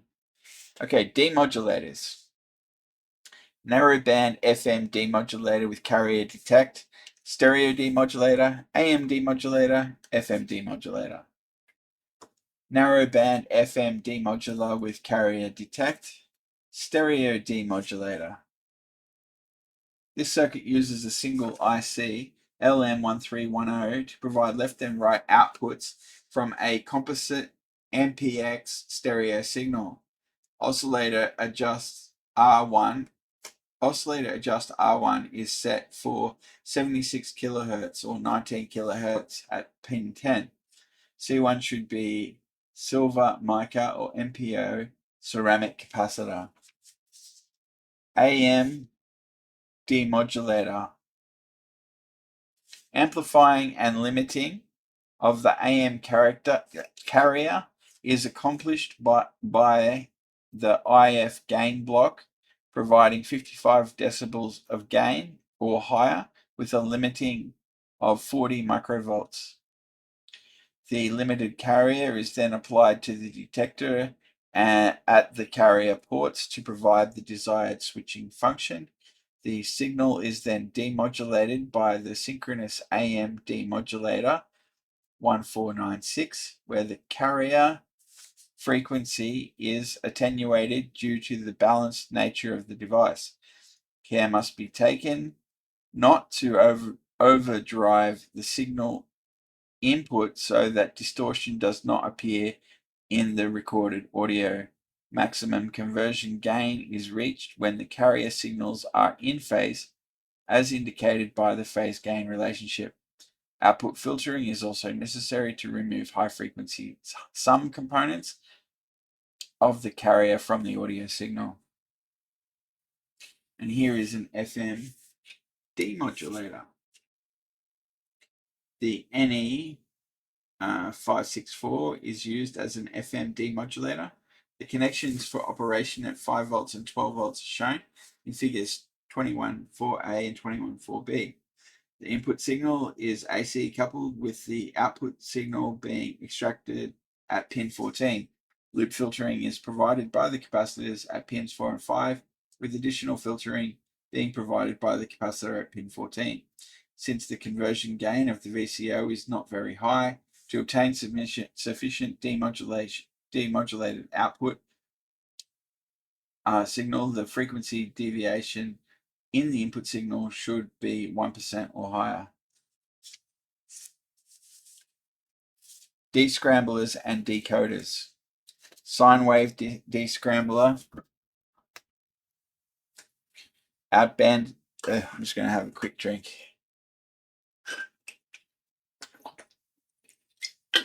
All right. These are scramblers and decoders. descramblers and decoders. Okay. Sine wave descrambler, outband descrambler, gated pulse descrambler, SCA decoder, dual time constant tone decoder, stereo TV decoder, time division multiplex stereo decoder, frequency division multiplex FDM stereo decoder, SCA background music decoder. I don't know what that means. Sine wave descrambler. A complete sine wave descrambler, easy to build and relatively easy to align. This circuit completely removes the 15.75 kilohertz scrambling sine wave. Oh, I see. So you just add in 15.75 kilohertz sine wave, and then you can remove that with this. This decoder features a sine wave recovery channel. This decoder features a sine wave recovery channel and uses a pin diode attenuator driven by the sine wave recovery system to cancel out the sine wave sync suppression signal. Kit available from blah blah blah. You can get the kit. Great. Outbound descrambler. Of course, none of this is really encryption, is it?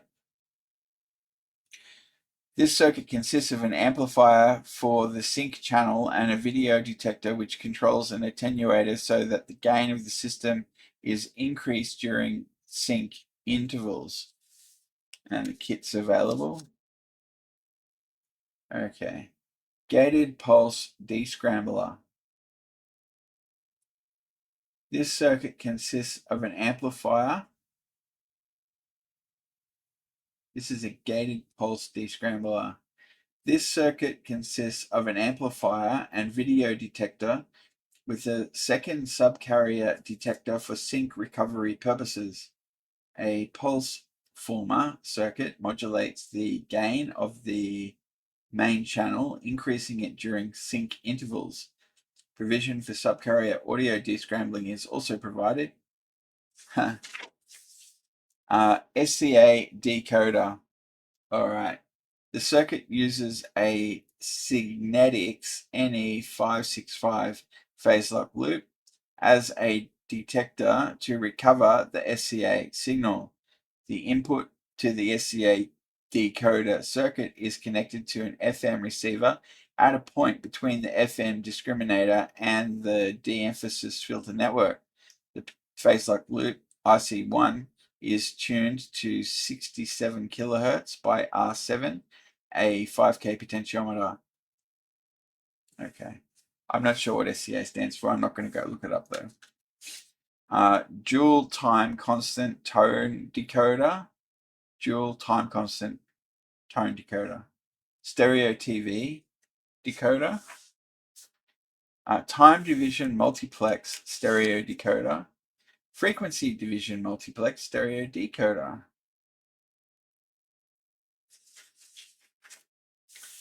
SCA background music decoder. A resistive voltage divider is used to establish a bias voltage for the input. The demodulated FM signal is fed into the input through two-stage high-pass filter, both to effect capacitive coupling and to attenuate the strong signal of the regular channel. Am I supposed to know what SCA stands for? SCA. Detectors. Pulse sequence detector, voltage level detector, zero crossing detector. I'm still a bit bothered about this SCA. I'm going to go look it up. All right, so it's subsidiary communications authorization. Subsidiary communications authorization. It's got something. It's a subcarrier for. So it's basically it's a. I think it must be a frequency band, kind of like VHF or something. I'm not really sure. Anyway, it's got something to do with transmitting background music or data. All right, good. So let's go on to detectors. Pulse sequence detector, voltage level detector, zero crossing detector, peak detector, high level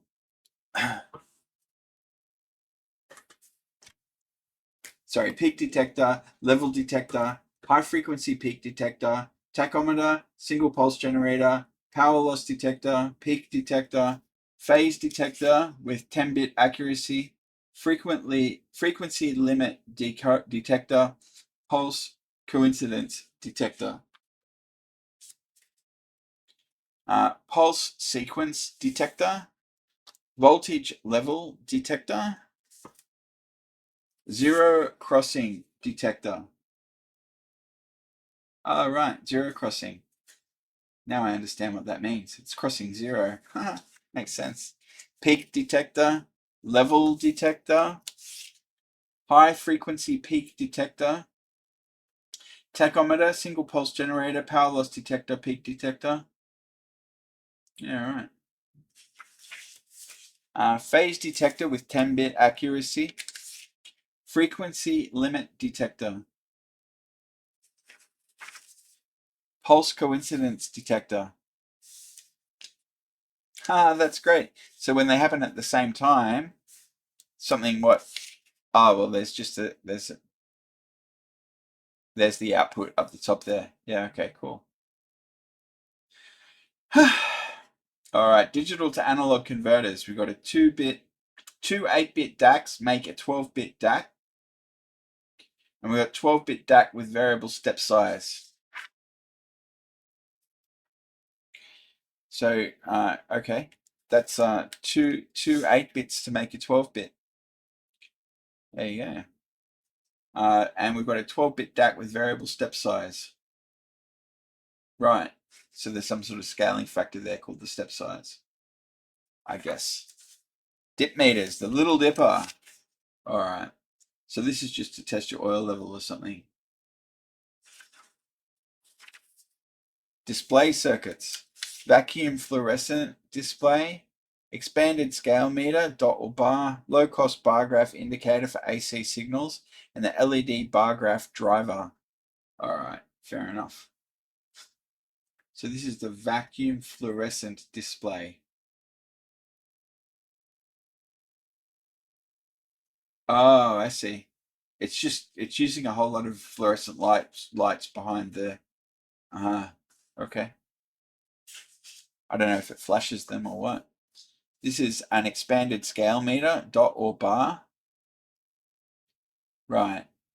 So it's just a LED bar graph, and there's a bunch of them. They're all this is also a bar graph, and this is a bar graph. Drive circuits. Line driver provides full rail excursions. 5 transistor amplifier boost fast pulses into 50 ohm coaxial cable.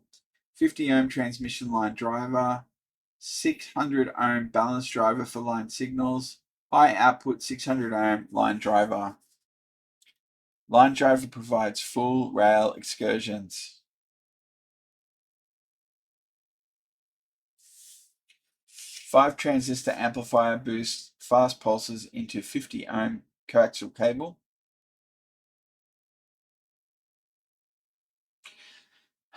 Circuit works from DC to 50 megahertz and will deliver pulses as short as 10 nanoseconds, driven by TTL signal. 50 ohm transmission line driver. 600 ohm balance driver for line signals. High output 600 ohm line driver. Circuit has a floating output. That is, it behaves like an isolated transformer winding, with the output amplitude remaining unchanged whether the center or either end of the load is grounded. Electronic locks. A 3-dial combination lock and the electronic combination lock. There we go, there's the 3-dial clock. And this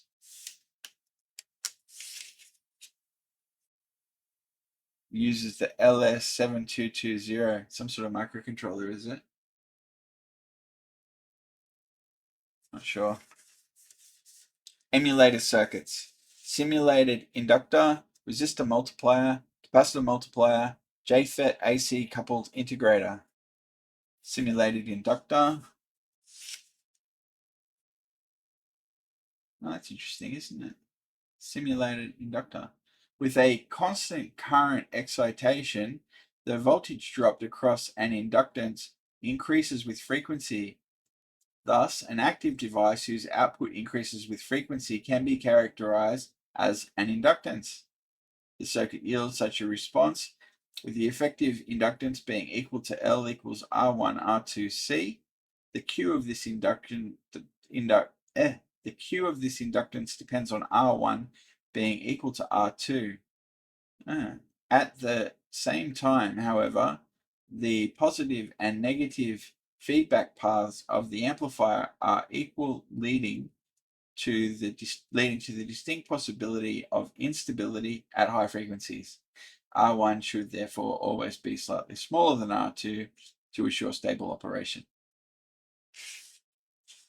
Fascinating. Resistor multiplier. Capacitance multiplier. J-FET AC coupled integrator. This circuit uses the microamp technique to achieve very high voltage gain. Using C1 in the circuit as a Miller integrator or capacitance multiplier allows this simple circuit to handle very long time constants. Fence chargers. Battery powered fence charger, solid state electric fence charger, electric fence charger. Battery powered fence charger, electric fence charger, and solid state electric fence charger. There you go. Fiber optic circuits. Did I miss a page? No. Fiber optic interface, 10 megahertz fiber optic receiver, DC variable speed motor control via fiber optics. 10 megahertz fiber optic receiver,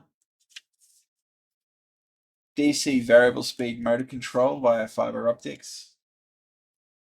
Fiber optic interface. Field strength meters. Field strength meter 2, RF sniffer, high sensitivity field strength meter. I've got a call. All right, sorry, there's been things happening around here. Field strength meters. Okay. Field strength meter. Oh, we already did this, didn't we? Field strength meter 2, RF sniffer, high sensitivity field strength meter, transmission indicator, low frequency or high frequency field strength meter. Okay, field strength meter 1, field strength meter 2. RF sniffer, high sensitivity field strength meter, transmission indicator, LF or HF field strength meter. Filter circuits. The sources for the following circuits are, yeah, we know about that. Filter circuits. Low cost universal active filter, state variable filter, wideband 2-pole high pass filter, active low pass filter with digitally selected break frequency, digitally tuned low power active filter, razor sharp CW filter, fifth order Chebyshev multiple feedback low pass filter, precision fast settling low pass filter, programmable bandpass using twin T bridge, active bandpass filter, F0 equals 1 megahertz. No, that's 1 kilohertz. Bandpass filter, active bandpass filter, bandpass and notch filter, multiple feedback bandpass filter. This is the low cost universal active filter. See, the corner of it seems to be the XR13600 integrated circuit. State variable filter, wideband 2-pole high pass filter, active low pass filter with Dolby selected break frequency,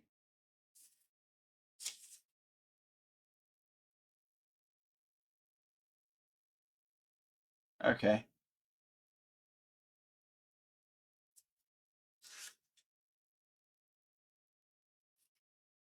Digitally tuned low power active filter. Razor sharp continuous wave filter. Fifth order Chebyshev multiple feedback low pass filter. Precision fast settling low pass filter. Programmable bandpass using twin T bridge. Active bandpass filter, frequency 1 kHz. Bandpass filter, active bandpass filter, bandpass and notch filter. All right. Multiple feedback bandpass filter. The op-amp is connected in the inverting mode. Resistor R3 from the output to the inverting input sets the gains and current through the frequency determining capacitor C1. Capacitor C2 provides feedback from the output to the junction of R1 and R2. C1 and C2 are always equal in value. Resistor R2 may be made adjustable in order to adjust the center frequency, which is determined from FO equals 1 on 2 pi C equals 1 on R3 times R1 plus R2 the square root of R2. Ah.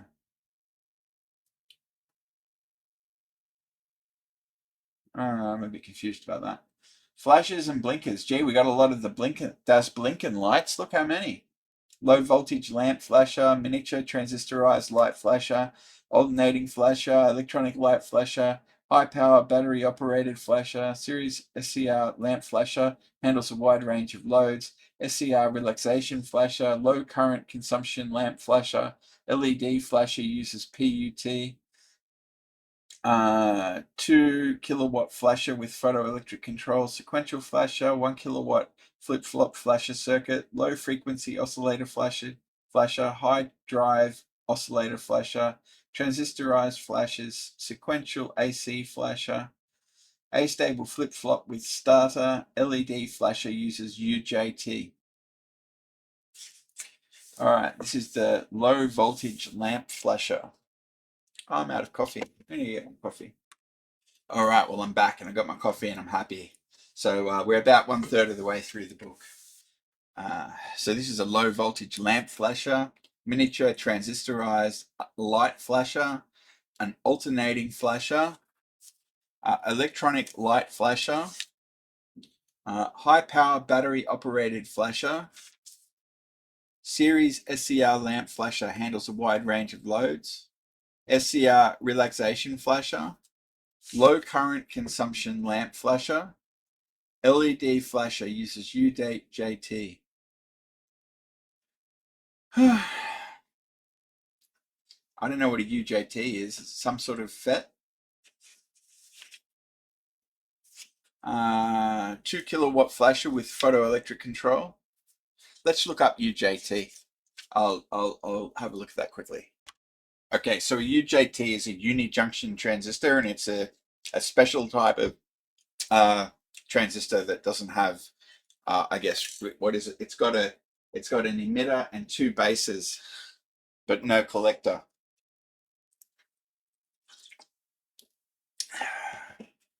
All right. There's the SCR relaxation flasher, low current consumption lamp flasher, LED flasher again with the unijunction transistor.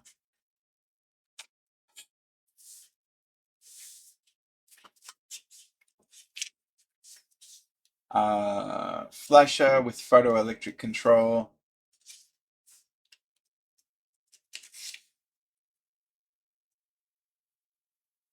Sequential flasher. Using a bunch of ICs, interesting. 1 kilowatt flip-flop flasher. Wow. Low frequency oscillator flasher. High drive oscillator / flasher. Transistorized flashes. Got a table of options there. This was from General Electric magazine. Sequential AC flasher. A-stable flip-flop with starter. LED flasher uses PUT. PUT. Some sort of, what? Silicon controlled rectifier? I'm not sure. I suppose we might as well look up PUT, huh? I'll be back. Okay, so the PUT is a programmable unijunction transistor. So I guess that the G programs it. I'm not sure. It's got an anode, a cathode, and a gate. So the gate might program the unijunction. I don't know. Flow detectors, thermally based anemometer, airflow meter, and an airflow detector. This is a thermally based anemometer and anemometer. This design used to measure air or gas flow works by measuring the energy required to maintain a heated resistance wire at constant temperature. All right. So if there's airflow, it'll cool it and it'll change its rating. Airflow detector. Okay, I'm not sure how that works. Cold junction at ambient.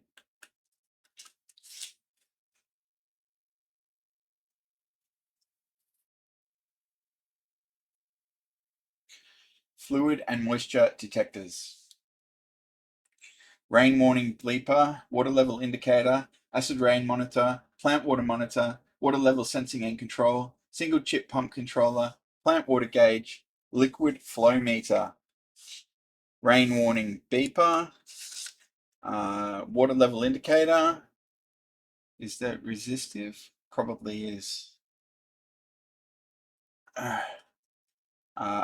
Acid rain monitor, plant water monitor, water level sensing and control, single chip pump controller, plant water gauge, liquid flow meter. Frequency meters, power frequency meter, low cost frequency indicator. Okay, this is a power frequency meter for the lines. Yeah, for the power, the utility. And then low cost frequency indicator. Okay. Frequency multiplier and divider circuits. A non-selective frequency tripler uses transistor saturation characteristics. Frequency doubler works to 1 megahertz. Low frequency divider and frequency divider. Non-selective frequency tripler uses transistor saturation characteristics. That's a pretty simple circuit, isn't it?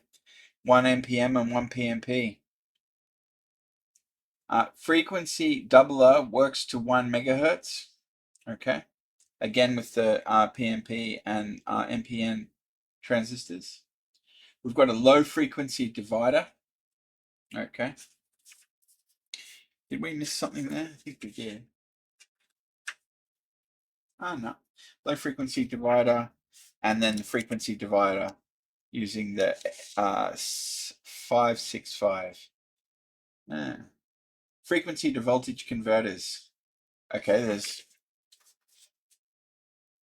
is there 2 of them? I think there is, but they're listed together. There's the simple one, and then there's a precision one. They both use the LM331. I'm trying to see what's different.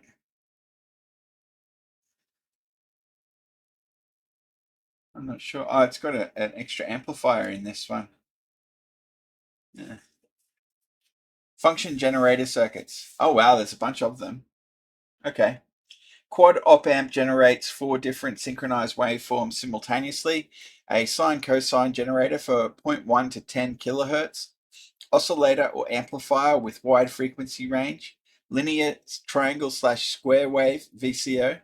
VCO is a voltage controlled oscillator. Circuit for multiplying phase widths. Programmable voltage controlled frequency synthesizer. Emitter coupled RC oscillator. Voltage controlled high speed one shot. Ramp generator with variable reset level. 555 A stable with low duty cycle. Monostable using video amplifier and comparator. UJT monostable circuit, insensitive to change in bias voltage. A stable multi-vibrator. Waveform generator. Linear ramp generator. Function generator. Waveform generator. Single supply function generator. Precise wave generator. This is the quad op amp, generates 4 different synchronized waveforms simultaneously. And you've got triangle, square, and ramp. Do they call it sawtooth? Not sure. A sine cosine generator for 0.1 to 10 kilohertz, which is roughly what people can hear. Oscillator, on the high end anyway. Oscillator or amplifier with wide frequency range. Linear triangle / square wave voltage controlled oscillator. Circuit for multiplying pulse widths. Okay. Programmable voltage controlled frequency synthesizer. Emitter coupled RC oscillator. Voltage controlled high speed one shot. Ramp generator with variable reset level. 555 A stable with low duty cycle. Monostable using video amplifier and comparator. UJT monostable circuit, insensitive to change in bias voltage.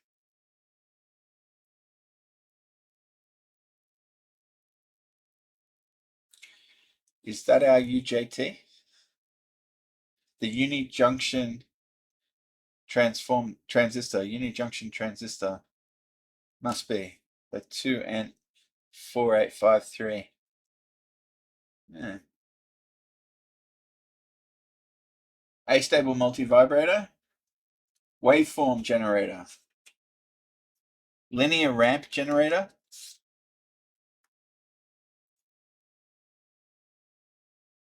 Linear ramp generator continued. Function generator.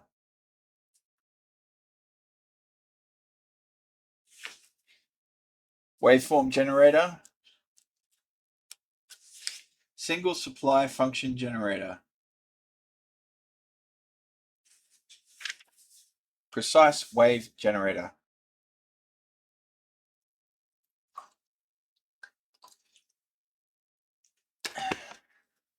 The LM1198 and the LM118 and the LM119A. I'm going to put this particular circuit on our list of interesting circuits. This is P274 precise wave generator.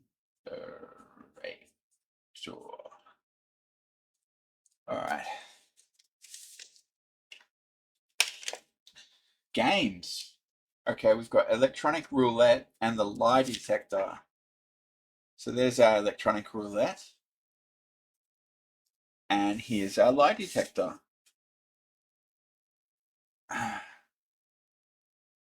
That's good fun. Gas and smoke detectors. Gas and vapor detector, toxic gas detector, gas analyzer. Gas and vapor detector. I wonder what sensor it has in there. TGSI, I'm not sure. What's that?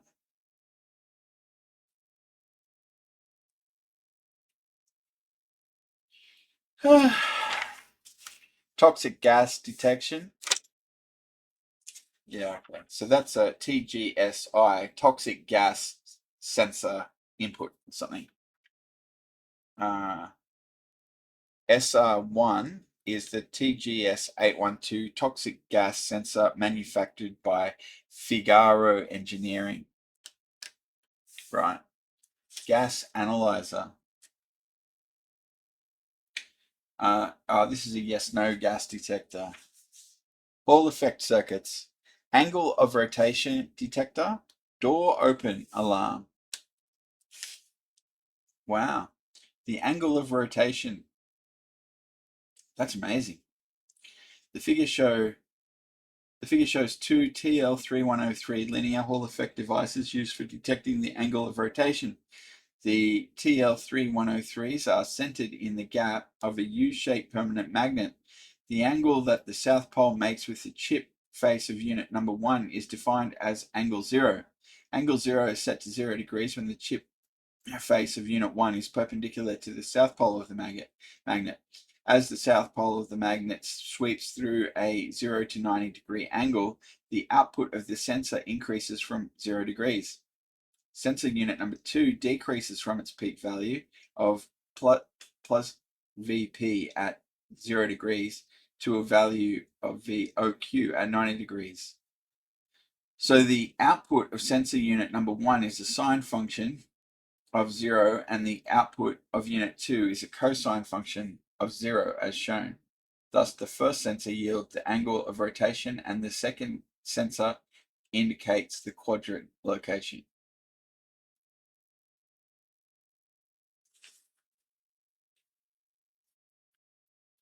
Door open alarm using a Hall effect reed switch. Fair enough.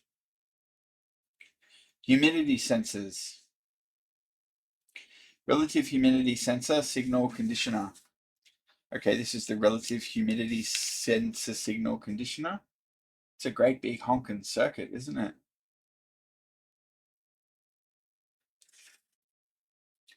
Well, how does it output?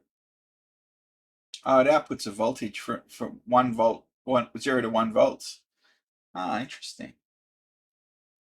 How does it sense the world? What's it got? Oh, it's got an LTC 1043A, some sort of capacitive thingamajig. Yeah, right. This circuit combines two LTC 1043s with a based, does it mean biased? With a based humidity transducer in a simple charge pump based circuit. The sensor specified has a nominal 400 picofarad capacitance at RH relative humidity equals 76% with a slope of 1.7 picofarad per percent relative humidity. The average voltage across this device must be 0. Okay, so it uses a particular sensor. Infrared circuits, low noise infrared detector, infrared transmitter, invisible infrared pulsed laser rifle, infrared receiver, pulsed infrared diode emitter drive, low noise infrared detector, infrared transmitter,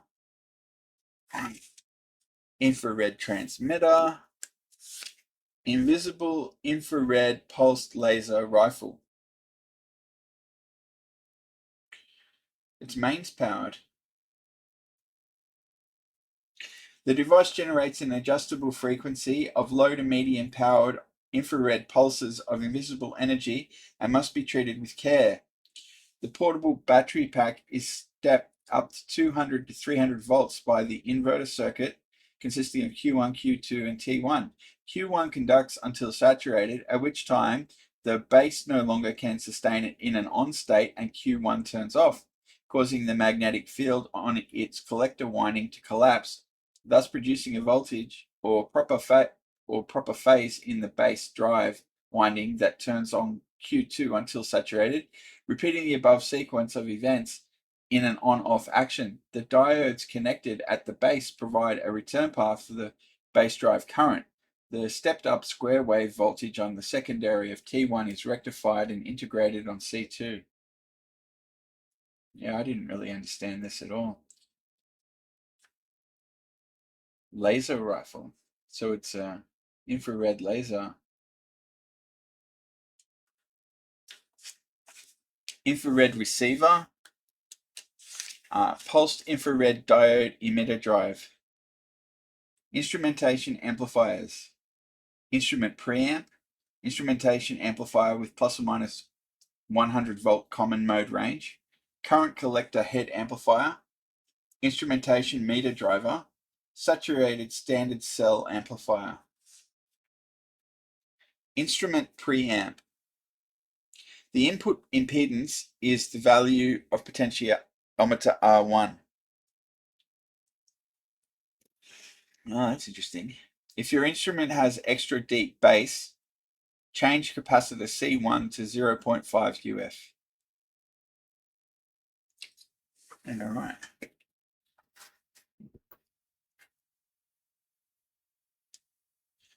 Instrumentation amplifier with plus or minus 100 volt common mode range. You would have got that in the data sheet for the part. Current, maybe that's where they got it. Linear Technology Group. Yeah. Current collector head preamplifier. Instrumentation, did I miss one? No. Instrumentation meter driver. Saturated standard cell amplifier. Integrator circuits. Improved non-inverting integrator. Active integrator with inverting buffer. Long time integrator. Improved non-inverting integrator. Circuit notes. Active integrator with inverting buffer. Okay. Long time integrator. Intercom circuits. Intercom and party line intercom. Okay, this intercom, it's using LM386 amplifiers. It's got speakers and push to talk.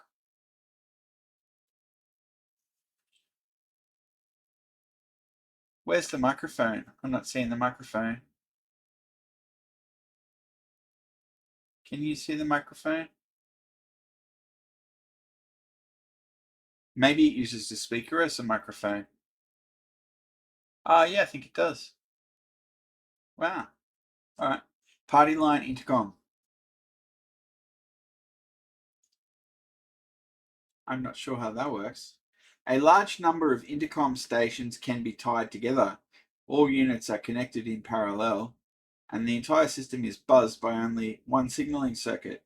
Each unit is powered individually from 1.5 voltage cells for redundancy. For greater signal volume, 3 volt sources can be used for the supplies without changing any other parts of the system.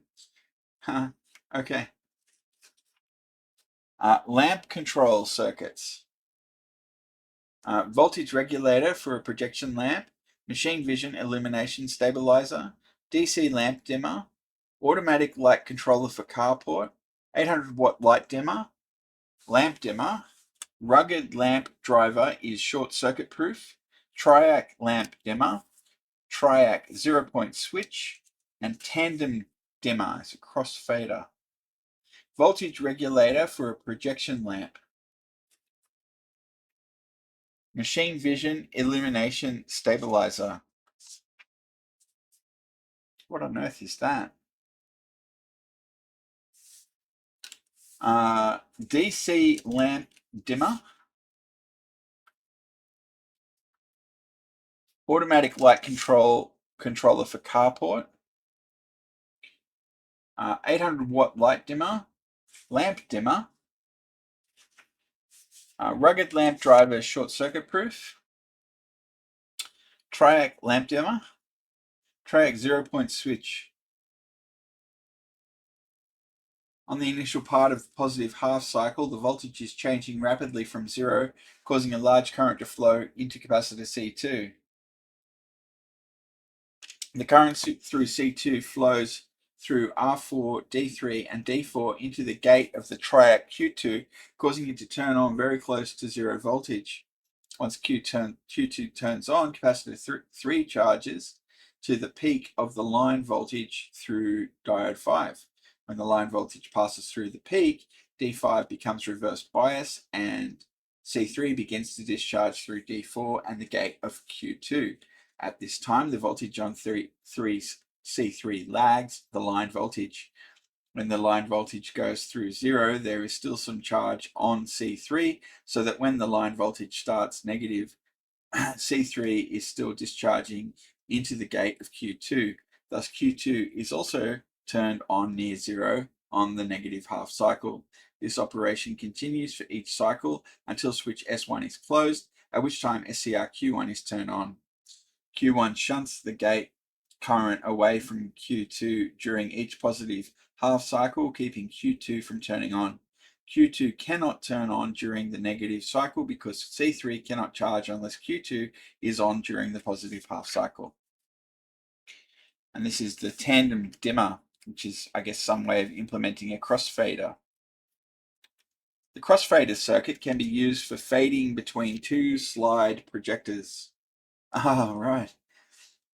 As R3 is moved to either side of the center, one triac is fired earlier in each half cycle and the other later. The total light output of both lamps stays about the same for any control position. We've got some laser circuits.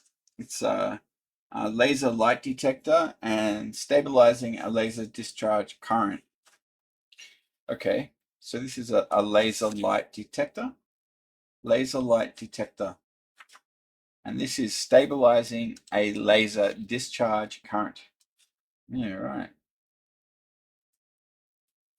I don't want to play around with high-powered lasers. That's beyond my pay grade. Light-controlled circuits. Photo alarm. Warning light operates from battery power supply. Light-operated switch. Photoelectric switch. Back biased gallium arsenic P. I don't know. Is that phosphorus maybe? What's P?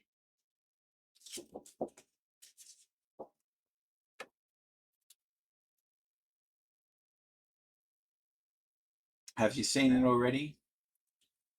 Have I missed it? There it is, phosphorus. Yeah. Okay.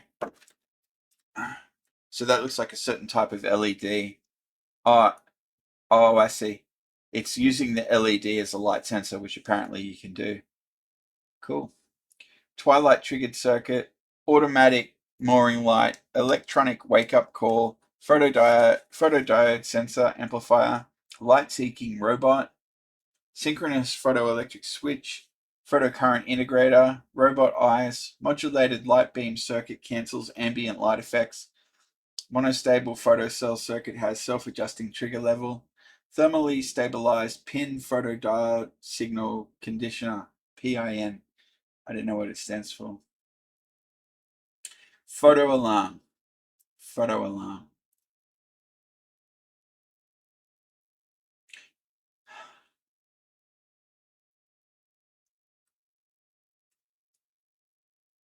I don't understand what it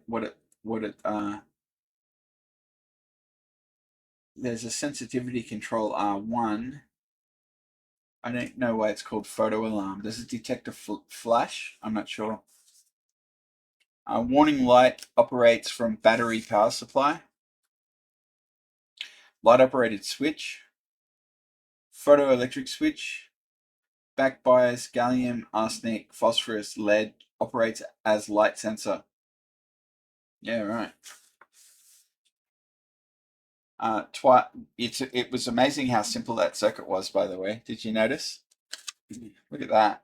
It's just got a 741 amplifier, and then it's got the light put in the wrong, LED put in the wrong way round, and it will.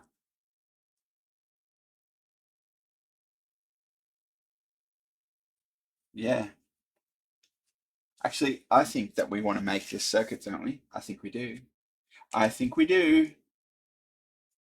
This is page 321.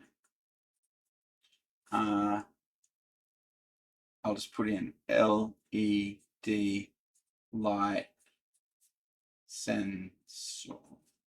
All right.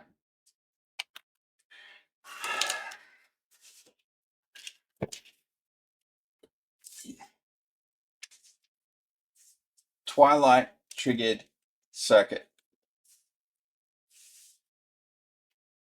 Twilight triggered. As dusk begins to fall. Ah, cool. Just need to have a quick break. All right, on we go. So this is our twilight triggered circuit.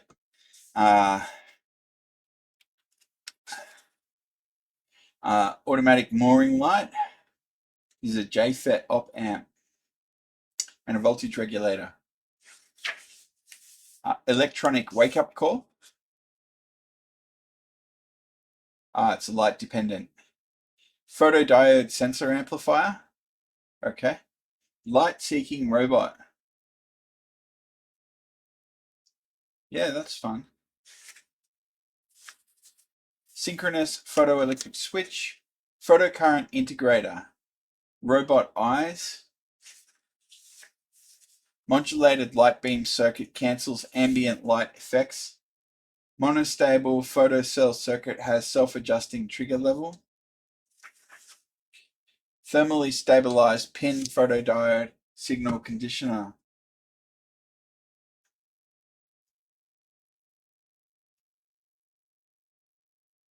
I don't know what that PIN stands for, so I'm probably missing something crucial. Logic amplifiers. Low power inverting amplifier with digitally selectable gain. Low power binary to 10 to the power of n gain low frequency amplifier. Low power non-inverting amplifier with digitally selectable inputs and gain. Programmable amplifier. A precision amplifier with digitally programmable inputs and gains. This is the low power inverting amplifier with digitally selectable gain. I wonder how you digitally select. Is it only two options?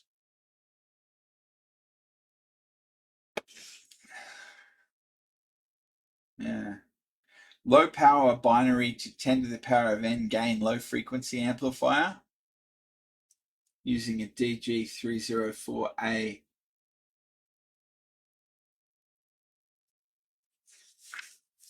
Low power non-inverting amplifier with digitally selectable inputs and gain.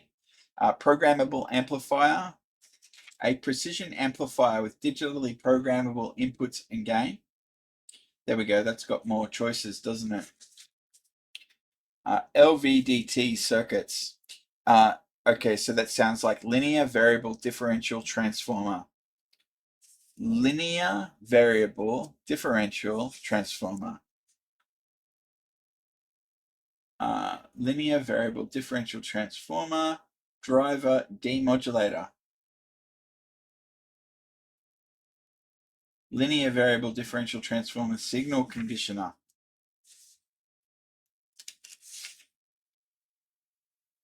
Yeah, I'm going to have to learn about that one day. I'm not ready to take that on. Measuring and test circuits.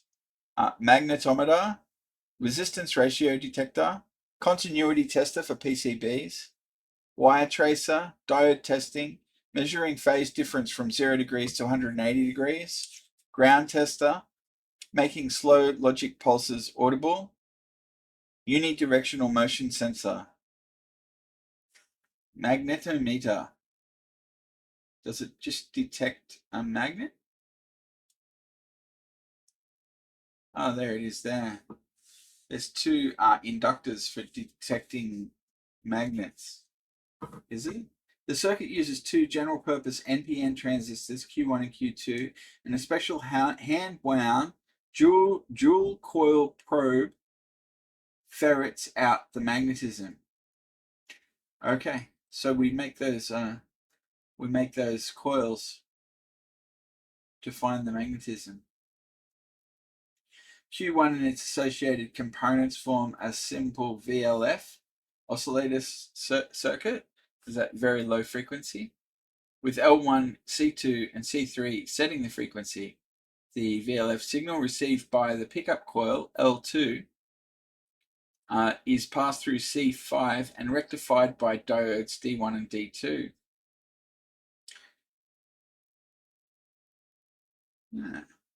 The small DC signal output from the rectifier is fed to the base of Q2.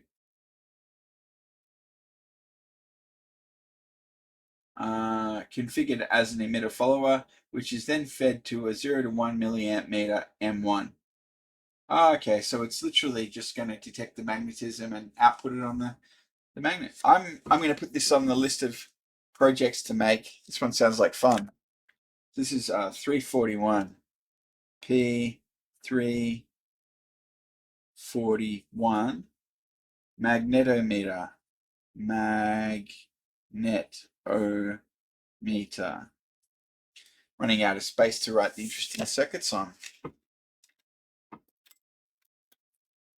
All right. Resistance ratio detector. Continuity tester for PCBs. Okay. Wire tracer. Tracer detects the weak magnetic field of any current carrying house wiring and amplifies. Oh, okay. It's going to find, it's like a stud finder. Voltage detector. Diode testing. Ah, okay. Fair enough. Measuring phase difference from 0 degrees to 180 degrees. Oh, that's interesting. Measuring phase difference from 0 to 180 degrees continued. Ground tester. Making slow logic pulses audible. I'm just going to make a little note.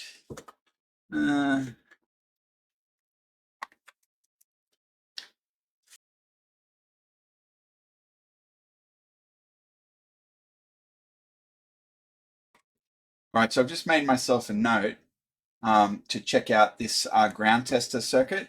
I'm going to throw it in my project box here. If you've been following along, you might have seen that I have a.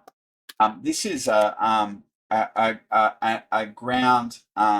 It's for the anti-static wrist wrap. You put it on your hand and then feed it in here, and this will beep if there's not a solid like earthing happening, which I think is what that ground tester is. So I think it tests that you're grounded.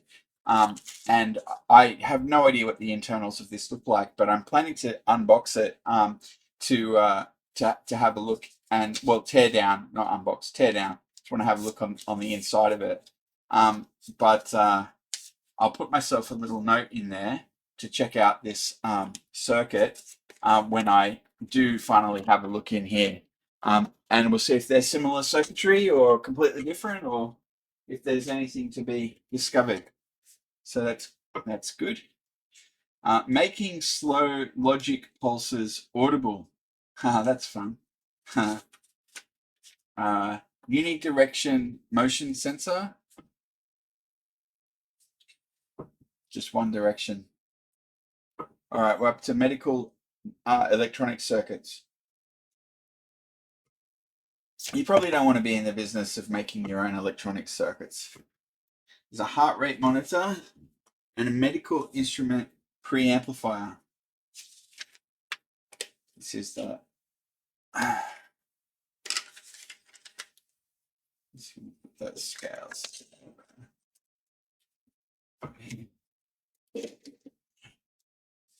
And a medical instrument preamplifier. Don't know what makes it specially suited for medicine. Metal detectors, metal locator 2 and metal locator. Okay, well, there's metal locator. Bunch of transistors, capacitors, variable capacitor. Fair enough. Is there some sort of coil? Presumably there is. I don't know. And here's another metal locator.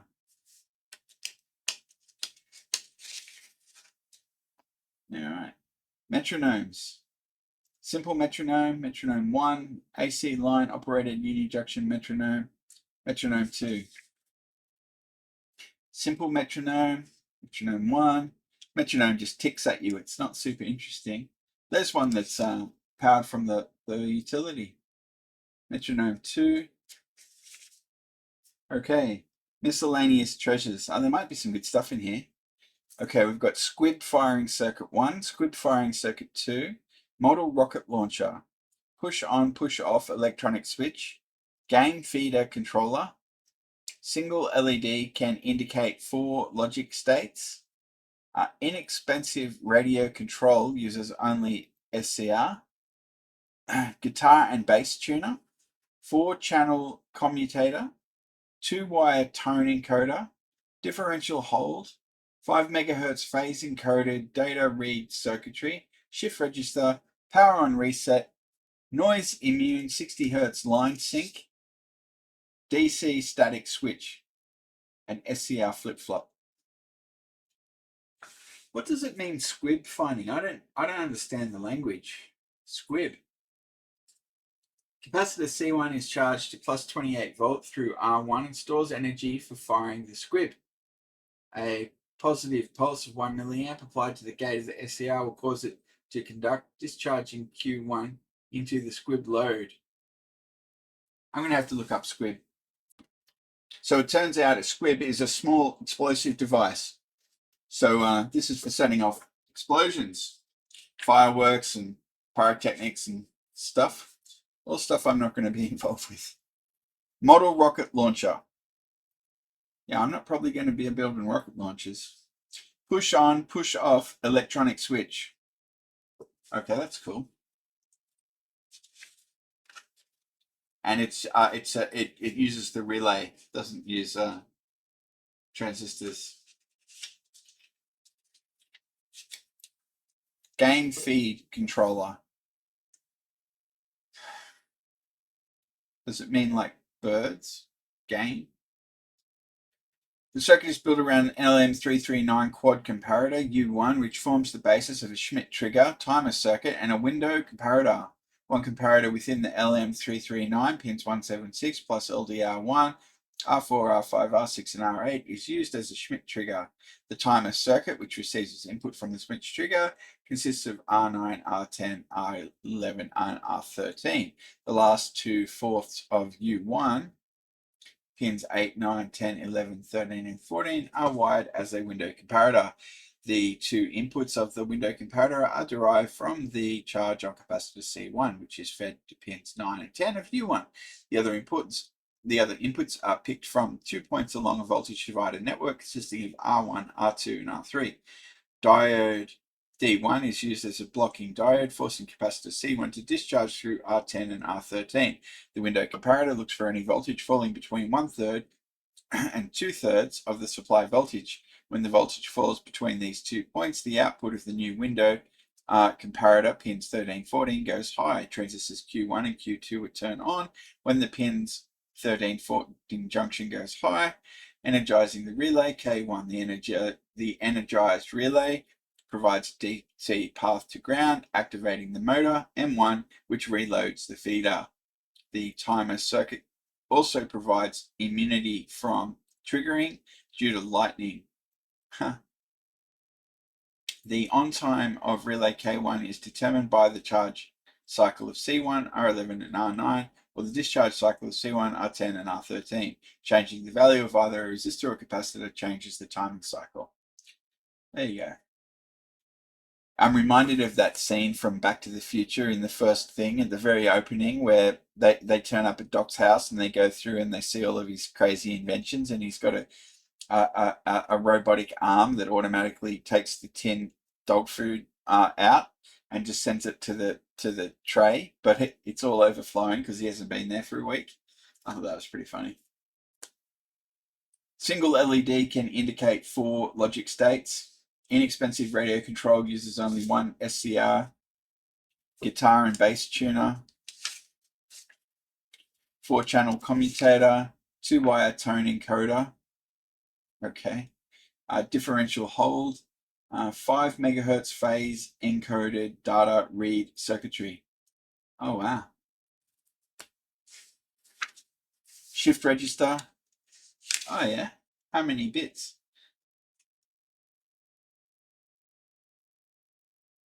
The shift pulse amplitude is less than 15 volts. If a stage is off, the shift pulse will not be coupled to the next stage. If it's on, the diode will conduct, triggering the next stage. Just prior to the shift pulse, the anode supply is interrupted to turn off all stages. The stored capacitor charge determines which stages will be re-triggered. Sounds like DRAM, doesn't it? Power on reset. A reset pulse is often required at power on in a digital system. This type of reset pulse is ideally provided by this circuit. Noise immune 60 Hz line sync. DC static switch.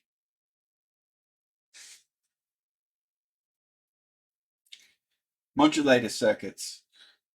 Double sideband suppressed carrier RF modulator, low distortion, low level amplitude modulator, video modulator circuit, video modulator, TTL oscillator interfaces data for display by a television set. This is the double sideband suppressed carrier RF modulator continued, low distortion, low level amplitude modulator, video modulator circuit, video modulator, TTL oscillator interfaces data for display by a television set. Motor control circuits. Bidirectional proportional motor control, AC motor control, pulse width modulated motor speed control, stepping motor driver, low cost speed regulator for DC motors, motor speed control circuit, constant speed motor control using tachometer feedback, back EMF PM motor speed control,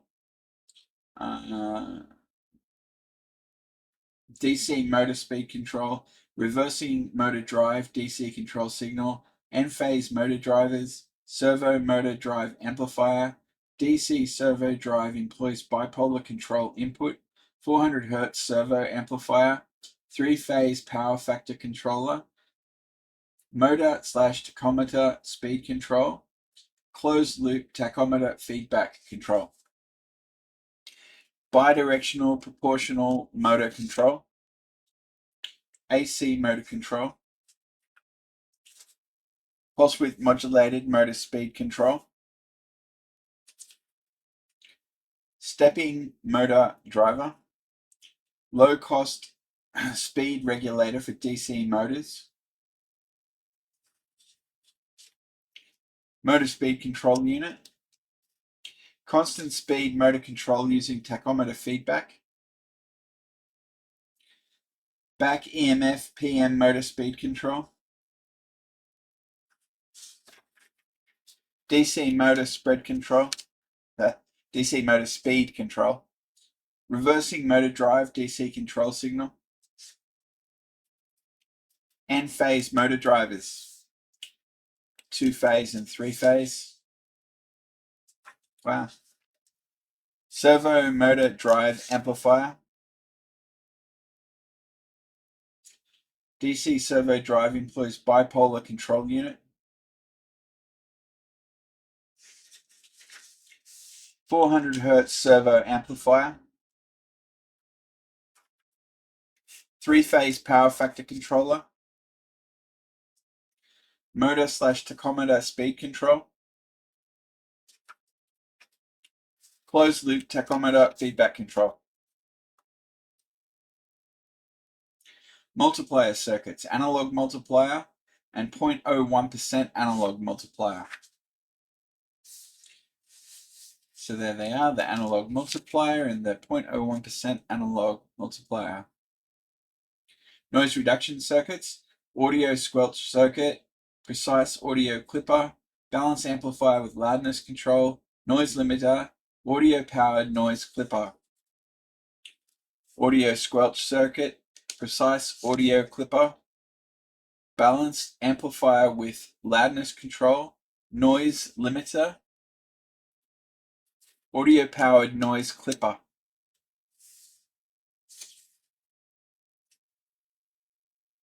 Surprising that that even works. Look how simple it is.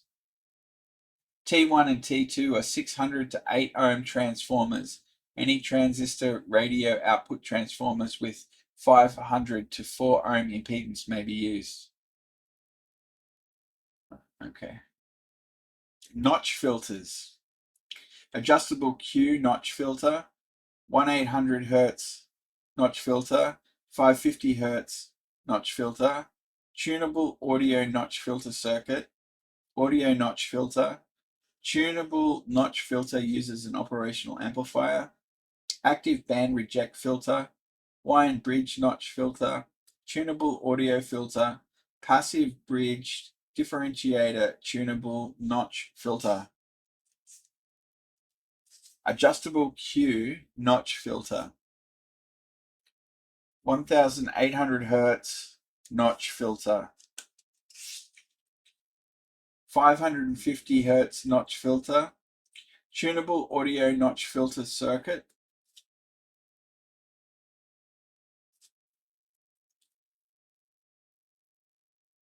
audio notch filter,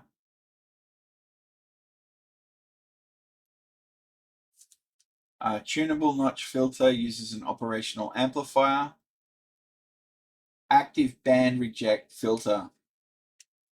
Is band reject and notch the same thing? This is what I thought a notch would be. Filter with a band reject characteristic is frequently referred to as a notch filter. Yeah, there you go. So that's what all those notch filters, they do this, they chop out a notch in the frequency. Yeah. Wine bridge notch filter, tunable audio filter, passive bridge differentiator tunable notch filter, and then we're up to operational amplifier circuits. Surprisingly few of them. Variable gain and sine op-amp circuit. Single potentiometer adjusts op-amp's gain over bipolar range. Variable gain and sine op-amp circuit.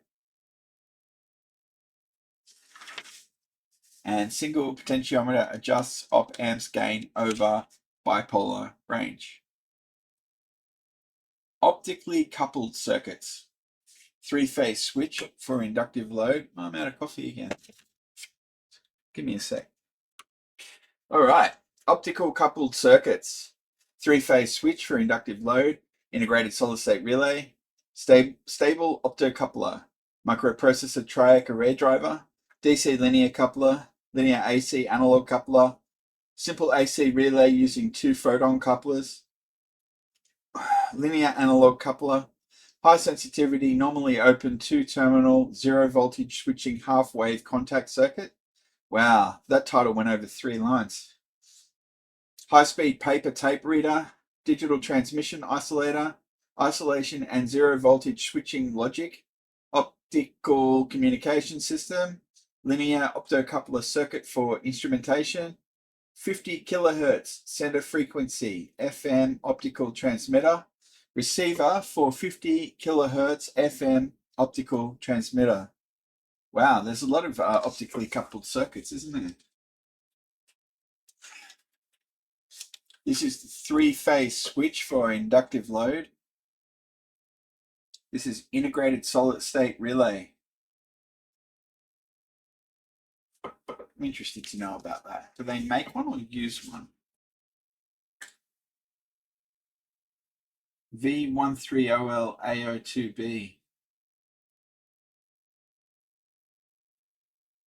A complete zero voltage switch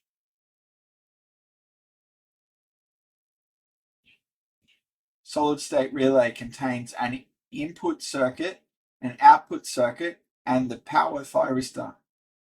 The circuit illustrates a triac power thyristor with snubber circuit and GE-MOV R2 varistor, transient overvoltage protection. The 22 ohm resistor shunts DIT currents passing through the bridge diode capacitances from the triac gate, while the 100 ohm resistor limits surge and gate currents to safe levels.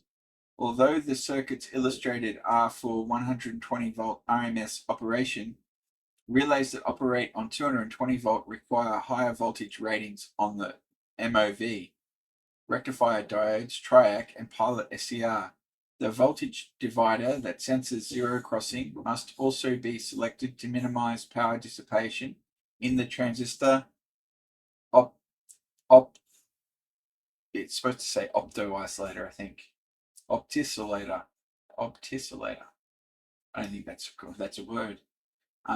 For 220 volt operation. All right, on we go. Stable optocoupler. Microprocessor triac array driver. DC linear coupler, linear AC analog coupler, simple AC relay using 2 photon couplers. Linear analog coupler, high sensitivity, normally open, 2-terminal, 0 voltage switching half-wave contact circuit. There's not much to it for its long name. High-speed paper tape reader, digital transmission oscillator, isolation and 0 voltage switching logic, optical communication system. Pretty simple by the looks of it. 50 kilohertz center frequency FM optical transmitter, linear optocoupler circuit for instrumentation, receiver for 50 kilohertz FM optical transmitter.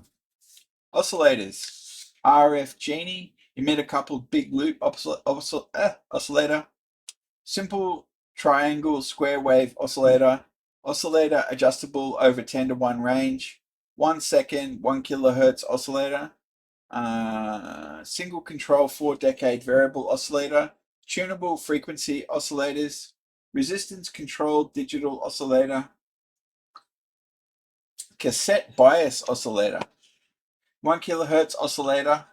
Inexpensive oscillator is temperature stable, code practice oscillator, wide range variable oscillator. So here's the RF Genie. Wonder what it does. A variable oscillator covers 3.2 to 22 megahertz in 2 bands, providing coverage of 80 through 15 meters plus most crystal filter frequencies. Optional 455 kilohertz and 10.7 megahertz crystal oscillators can be switched online for precise IF alignment. Generator output is on the order of 4 volts peak to peak into a 500 ohm load. A simple voltage divider attenuator controls the generator's output level, and a second output provides sufficient drive for an external frequency counter.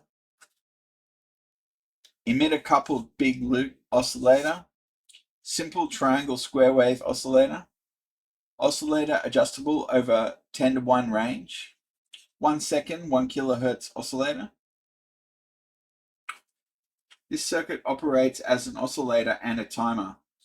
Yeah, right. So it runs 1 kilohertz for 1 second. I think you'd be able to hear that too. 1 kilohertz tone, you can hear that.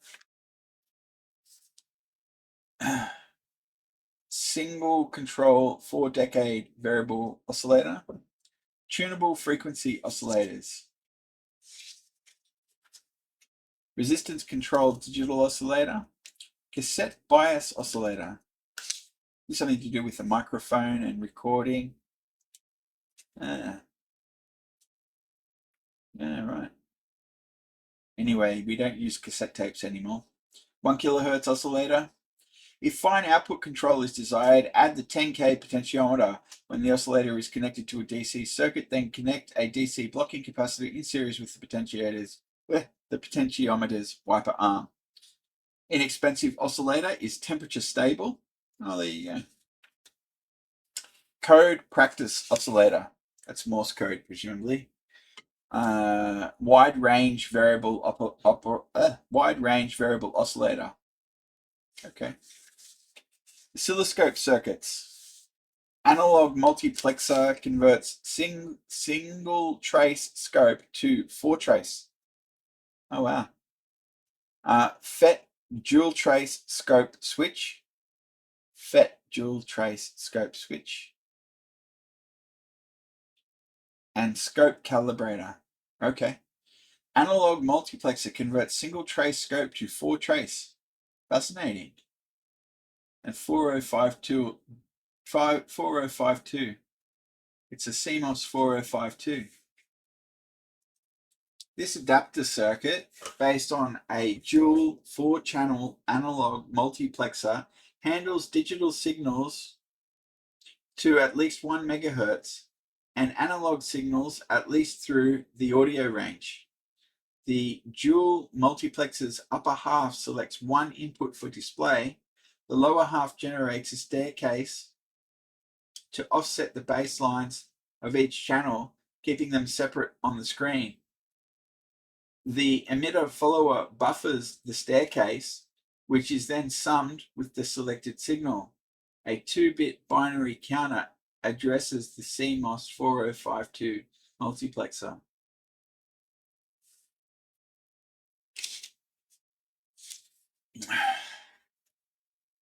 Yeah, right. Let's take a quick look. This is figure 16, sorry, figure 67-1.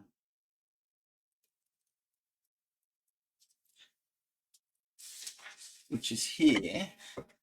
Electronic design 579. This is from 1979. Let me see if I can find that. I'll just go over to the computer and see if I can find it. Well, that was pretty disappointing. I tried to find old copies of electronic design. They exist at archive.org, but they're not available for accessing, which really upsets me. It's just, they could provide so much value to our society to have access to all of that, and they've got it and they won't give it to you. Like, how like, I don't understand what people are thinking, that they can't make that material available to people. Anyway, uh, let's keep on keeping on here. So we had a look at, we looked at the source for this, wanted to see more about how it worked, but I couldn't get the article. And on we go. Okay, so this is a FET dual trace scope switch and a scope calibrator. Just there we go. It's 100 kilohertz wave. Peak detector circuits, positive peak detector and peak detector. Oh, that's interesting. There's the positive peak detector, and there's just the plain old peak detector. I don't know if it picks the absolute value. I don't know. Doesn't seem like it would. Phase sequence circuits. RC circuit detects phase sequence reversal. That's RC circuit detects phase sequence reversal. Phase indicator, phase sequence detector, 3-phase tester, phase sequence detector, simple phase detector circuit. RC circuit detects phase sequence reversal, phase indicator, phase sequence detector, 3-phase tester, 3-phase tester continued, phase sequence detector 2. I've got to learn more about phase detection. I suppose I could read this closely. Photography related circuits. Auto advanced projector, shutter speed tester, enlarger timer, contrast meter, electronic flash trigger, sound trigger for flash unit. Auto advanced projector, shutter speed tester, enlarger timer, contrast meter, electronic flash trigger, sound trigger for flash unit. Power amplifiers. 2 to 6 watt audio amplifier with preamplifier, audio power amplifier, 25 watt amplifier, bullhorn, low power audio amplifier, audio booster, Walkman amplifier, rear speaker ambience 4-channel amplifier, 90 watt audio power amplifier with safe area protection, power amplifier. 2 to 6 watt audio amplifier with preamp, audio power amplifier, 25 watt amplifier, bullhorn, low power audio amplifier, audio booster, Walkman amplifier. I wonder if it literally came from the Walkman. Walkman amplifier continued. Explaining more of it. Rear speaker ambience 4-channel amplifier, 90 watt audio amplifier with safe area protection, power amplifier. Power supply circuits.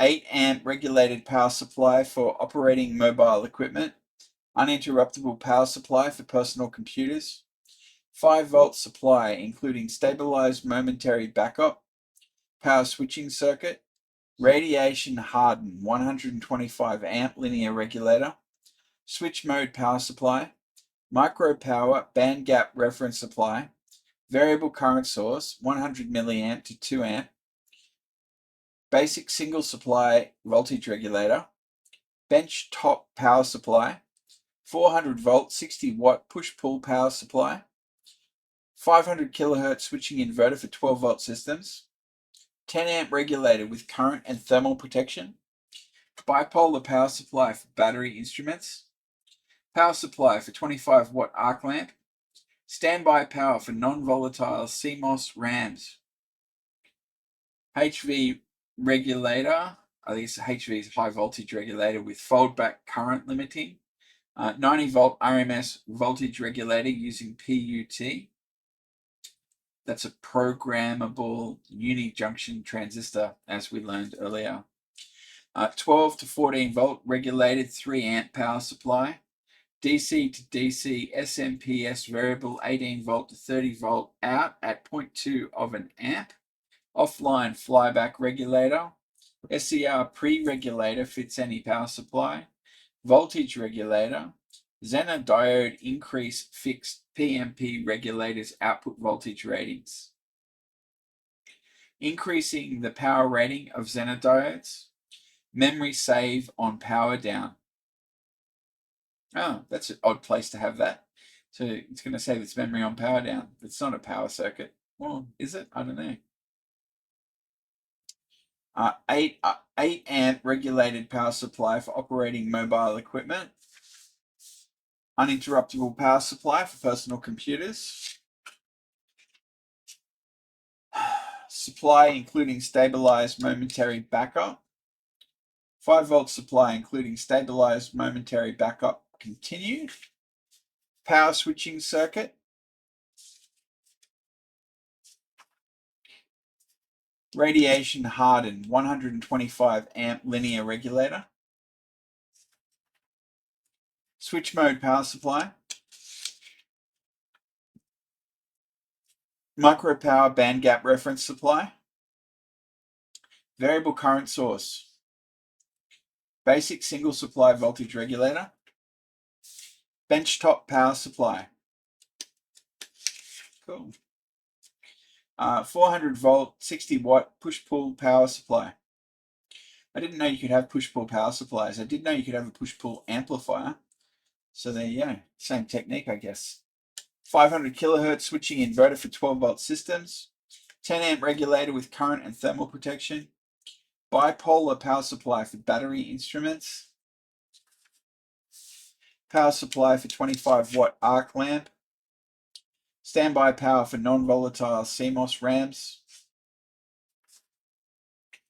HV high voltage regulator with fold back current limiting, 90 volt RMS voltage regulator using a PUT, the programmable uni-junction transistor, 12 to 14 volt regulated 3 amp power supply, DC to DC SMPS variable 18 volt to 30 volt out at 0.2 amps, offline flyback regulator, SCR pre-regulator fits any power supply. Interesting.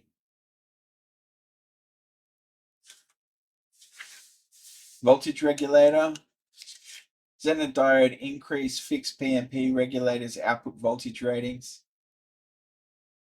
increasing the power rating of Zener diodes. Oh yeah, okay, you use them to flip a transistor. Good idea. And memory save on power down.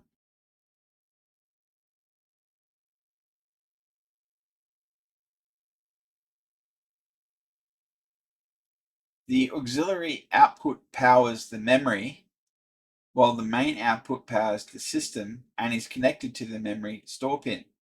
When power goes down, the main output goes low, commanding the memory to store. The auxiliary output then drops out. Cool. I'm going to go and have something to eat. I'll continue after dinner. All right, well, that's dinner out of the way. It was tortellini boscaiola. The Italians know how to make good food, don't they? Anyway, on we go. We're doing high voltage power supply circuits. So we've got low cost, ultra high generator, simple high voltage supply, high voltage Geiger counter supply, and high voltage supply.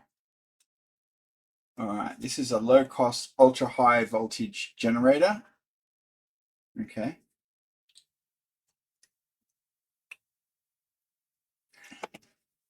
We've got a high voltage supply, a high voltage Geiger counter supply.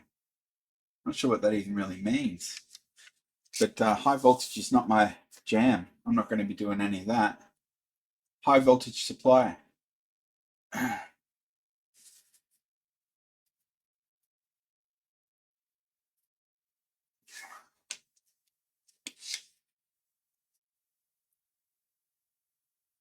Power supply monitors. Power supply monitor, low volts alarm, microprocessor power supply watchdog, over voltage protection circuit, SCR crowbar, power supply protection circuit. Power supply monitor, low volts alarm, microprocessor power supply watchdog. Okay. Over voltage protection circuit. It's an SCR crowbar.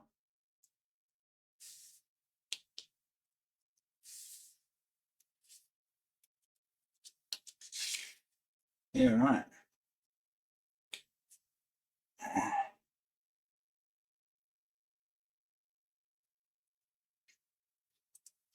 The silicon-controlled rectifier, SCR, is rated to handle at least the current of the power supply. It is connected in parallel across the 12-volt DC output lines, but remains inert until a voltage appears at the gate terminal. This triggering voltage is supplied by the Zener diode. At potentials less than 14 volts, the Zener will not conduct current, but at potentials greater than 14 volts DC, the Zener diode conducts and creates a voltage drop across the 330 ohm resistor that will fire the SCR. When the SCR turns on, the output lines of the power supply are shorted to ground. This will blow the primary fuse or burn out the transformer if there is no primary fuse. Power supply protection circuit. It's SCR jobby.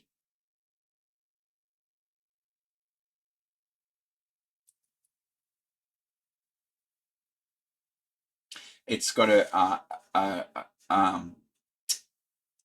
trip voltage setting. Yeah, right. Probes. Actually, I'm just going to read that. When using a regulated supply to reduce a supply voltage, there is always the danger of component failure in the supply and consequent damage to the equipment. A fuse will protect when excess current is drawn, but might be too slow to cope with overvoltage conditions. The values shown are for 12-volt supply being dropped to 5 volts. The trip voltage is set to 5.7 volts to protect the equipment in the event of a regulator fault. The 330 ohm resistor and the 500 ohm potentiometer form a potential divider which samples the output voltage as set by adjustment of the potentiometer. The SCR is selected to carry at least twice the fuse rating. Okay. The full supply voltage is connected to the input of the regulator. The 2N2906 is held bias off by the 10K resistor and the SCR so that the LED is held off. If the output voltage rises above a set trip value, then the SCR will conduct and the fuse will blow, and the 2N3906 will be supplied with a base current at the 10K resistor, and the LED will light up. There you go.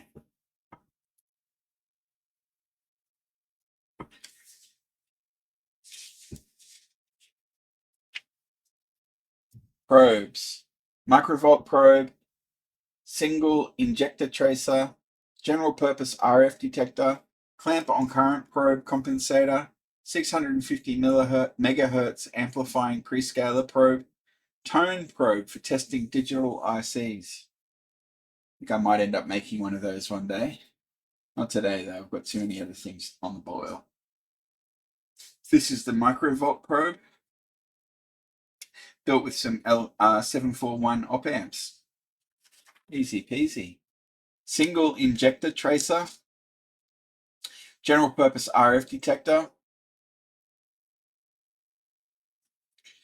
clamp on current probe compensator.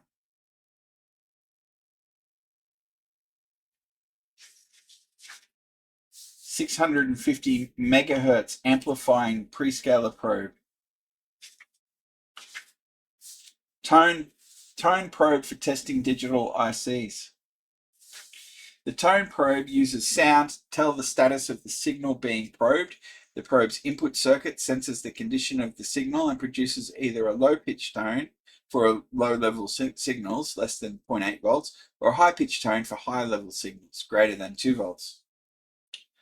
Proximity sensors, a proximity alarm, and field disturbance sensor / alarm. Proximity alarm. What kind of sensor does it use? I'm not sure. Got a buzzer in there. Oh, it's some sort of antenna.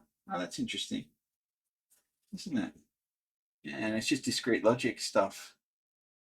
Inverters U1A and U1B are connected in a simple RC oscillator circuit. The frequency is determined by the values of R1, C1, C2, and the internal characteristics of the integrated circuit. As long as the circuit is oscillating, a positive DC voltage is developed at the output of the current of the voltage coupler circuit, C3, D1, D2, and C4. The DC voltage is applied to the input of U1C, the third inverter amplifier, keeping its output in a low state, which keeps Q1 turned off so that no sound is produced by bit buzzer 1. And on we go. All right, field disturbance sensor / alarm. Okay, so there's some light-dependent resistors, and they use a lens. That's interesting. They use a lens to focus at a point, I guess. Pulse generators. Delayed pulse generator, astable multivibrator, non-integer programmable pulse divider. Delayed pulse generator, astable multivibrator, non-integer programmable pulse divider. In application where the period of the input pulses is uneven and the divider is required to cover a wide range of frequency, the non-integer programmable pulse divider shown can be used. The purpose of the D-type flip-flop IC2 is to synchronize the input signal with the clock pulse. When the clock pulse changes from low to high and the input is high, IC2 output goes high. Subsequently, IC3 resets to 0 and starts counting up.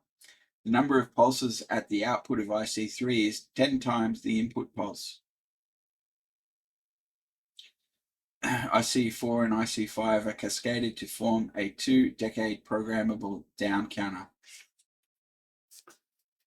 Radiation detectors. Micro power radioactive radiation detector, pocket-sized Geiger counter, photo multiplier output gating circuit. Okay, this is the micro power radioactive radiation detector. And the pocket-sized Geiger counter. And the photo multiplier output gating circuit. Radar detectors. 1-chip radar detection unit, radar signal detector. One-chip radar detection circuit.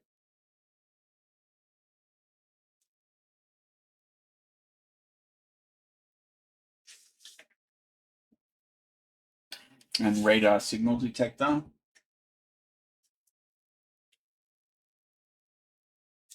Ramp generators. Ramp generator, voltage controlled ramp generator. Ramp generator, voltage controlled ramp generator. You can have it ramp up or ramp down, called negative ramp and positive ramp. Interesting. This one seems to be positive ramp. Ramp generator. Receivers. Car radio. Car radio with capacitive diode tuning and electronic MW/LW switching. Receiver, monitor, and PLL/BC receiver. This is a car radio with capacitive diode tuning and electronic medium wave / long wave switching. Okay. It's the heart of it's some sort of a integrated circuit, but it's a radio. Receiver monitor. The alarm plugs into the earphone jack on a receiver. Then when a signal, normally fed into the headphones, is detected and applied to the gate of STR1, it conducts sounding whatever alarm is connected to SO1. The signaling device can be an audible alarm or a lamp. Variable resistor R1 functions as a sensitivity control so that background noises won't trigger the alarm. I don't know. That's just for interfacing an alarm with some other system. I don't know what BC stands for here. It's a phase lock loop / BC receiver. The simple AM circuit uses 561B. There is no inductance capacitance tuning circuit. The 365 picofarad capacitor connected between pins 2 and 3 does all the tuning. All right. The circuit needs a good outside antenna and a solid ground. And if you want to further improve operation, stick a broadband amplifier in front of the receiver. Just make sure the input voltage does not climb over 0.5 volts RMS. Rectifier circuits. Absolute value, ideal, full wave rectifier, half wave rectifier. This is the absolute value, ideal, full wave rectifier. Okay. The circuit uses a CA3140 BIMOS op amp in an inverting gain configuration. When equality of two equations shown is satisfied, full wave output of circuit is symmetrical. Yeah, all right. Half wave rectifier.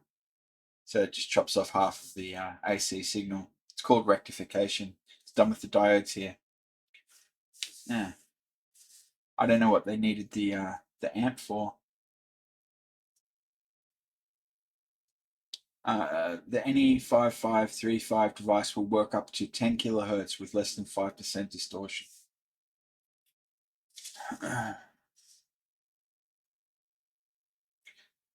Relay circuits. Relay driver provides delay and controls closure time. Triac delay contact protection. TR circuit.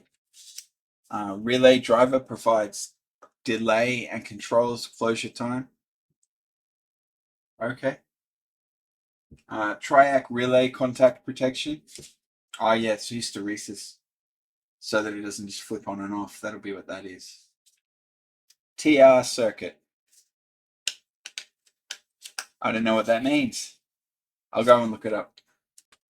I see. TR stands for transmit receive, and so you can use the relays to put it into transmit or receive mode. Very good. All right, we've got resistance continuity meters. Resistance / continuity meters.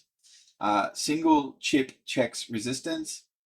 Simple continuity tester for PCBs. Simple continuity tester. Adjustable audible continuity tester for delicate circuits.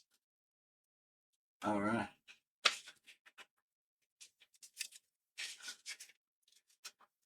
Single chip checks resistance using the LM324. Simple continuity tester for PCBs. It uses audible output.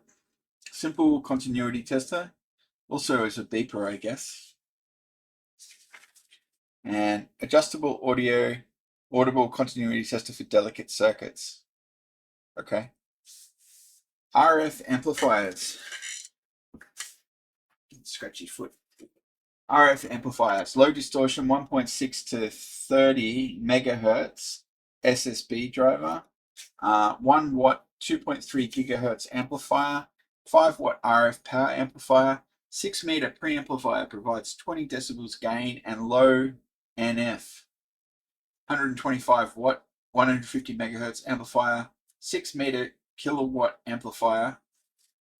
Broadcast band RF amplifier, improved RF isolation amplifier, a 10 watt 225 to 400 megahertz amplifier, low distortion 1.6 to 30 megahertz SSB driver.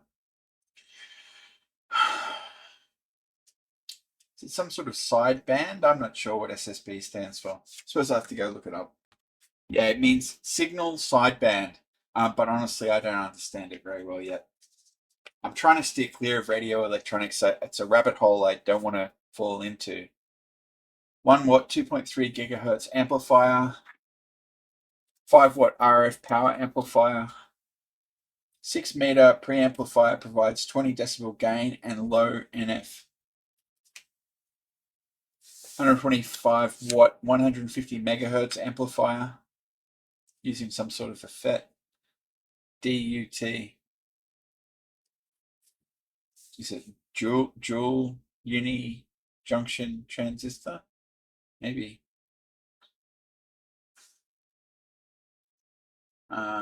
6 meter kilowatt amplifier, broadcast band RF amplifier, improved RF isolation amplifier, 10 watt 225 400 megahertz amplifier, 10 watt 225 400. Oh, it's continued. Okay, and we're up to RF oscillators. There's only one of them. It's a 5 megahertz VFO.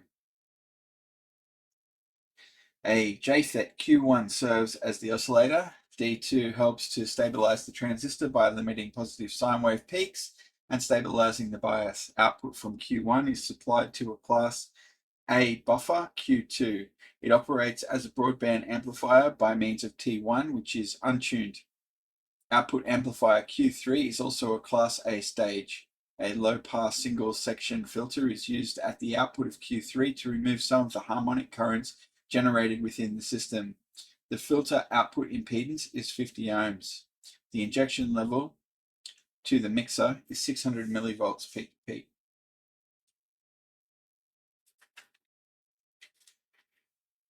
Sample and hold circuits. Sample and hold circuit, sample and hold circuit 2, fast precision sample hold, high performance sample and hold, infinite sample and hold amplifier, charge compensated sample and hold. Sample and hold again. Fast precision sample hold, high performance sample hold, infinite sample and hold amplifier. During normal hold mode, the replicated analog voltage is buffered straight through to the sample hold amplifier to the output. Upon issuance of a sample signal, the signal hold amplifier is placed in the hold mode, holding the voltage until the new analog voltage is valid. The same inverse sample signal triggers, just means active low signal triggers an update to the input sample and hold amplifier. The most current analog voltage is captured and held for conversion. The previously determined voltage is held stable at the output during the conversion cycle, while the SAR D to A, digital to analog converter, continuously adjusts to replicate the new input voltage. At the end of the conversion, the output sample and hold amplifier is once again placed in the track mode.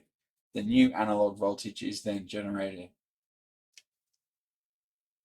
Charge compensated sample and hold. Less than plus or minus 5 picocoulombs.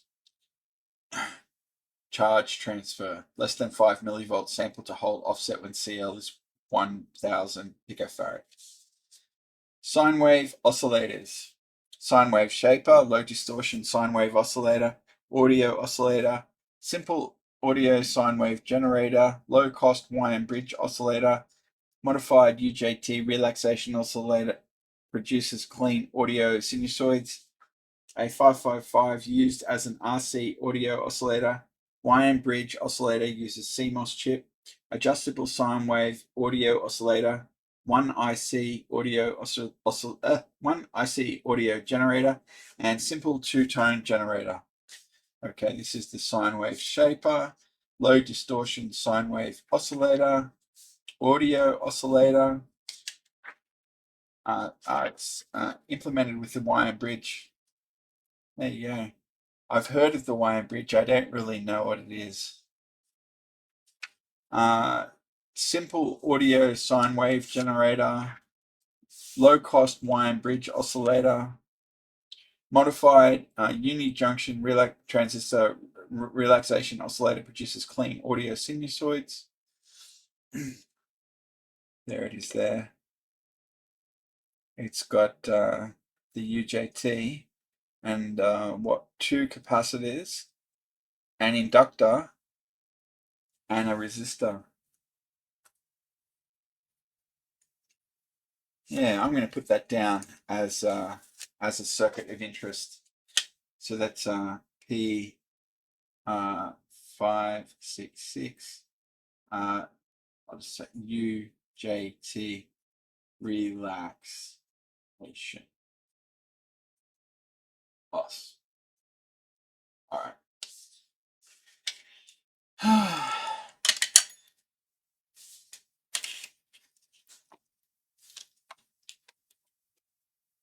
So 555 used as an RC audio oscillator.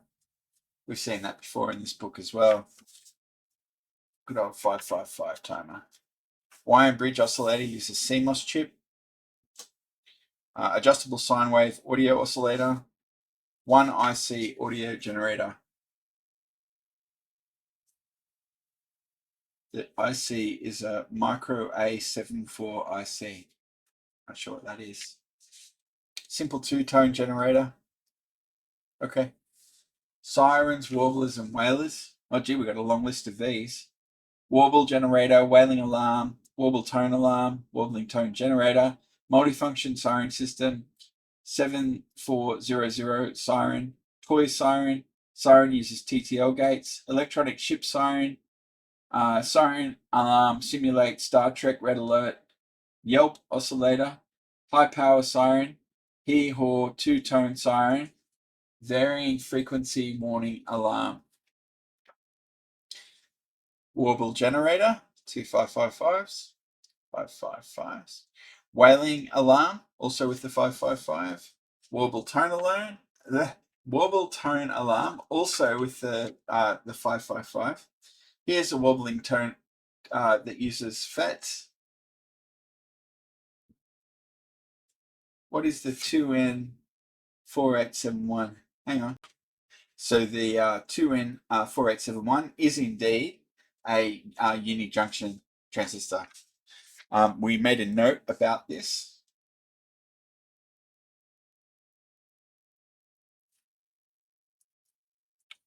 Oh, no, we didn't, did we? No, that was earlier. So we didn't make a note of this, but it's using the unijunction as well. There you go. Multifunction siren system, 7400 siren.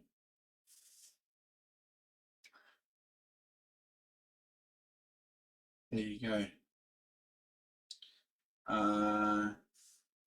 Toy siren. Siren uses TTL gates. Or as did this one. All right.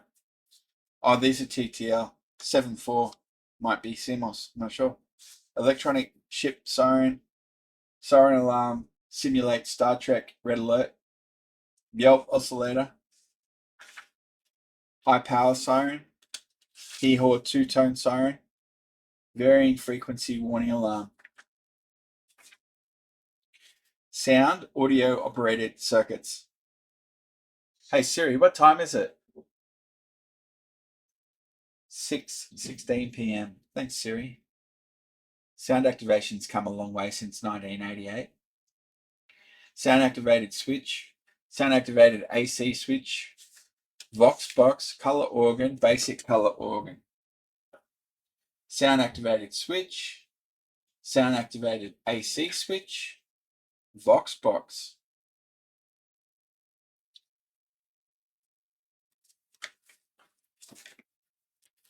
The electronic circuit in the Vox box consists of 3 parts. So the electronic circuit in the Vox box consists of 3 parts: a microphone preamplifier, a Schmitt trigger, and a relay driver. Input signals from the mic input terminals to the microphone preamplifier U1 are amplified and fed to a threshold control R8. When the pre-selected threshold voltage level is exceeded, the output from the Schmitt trigger immediately goes high. The signal from U2 is rectified and the voltage developed across C7 turns on the relay energizer transistor Q1. That transition action passes pull-down current through the coil of relay K1. The changing of the relay single pole double throw contacts can be used to either make or break an external AC or DC circuit. Okay, so it's just a sound activated relay. No problem. Color organ.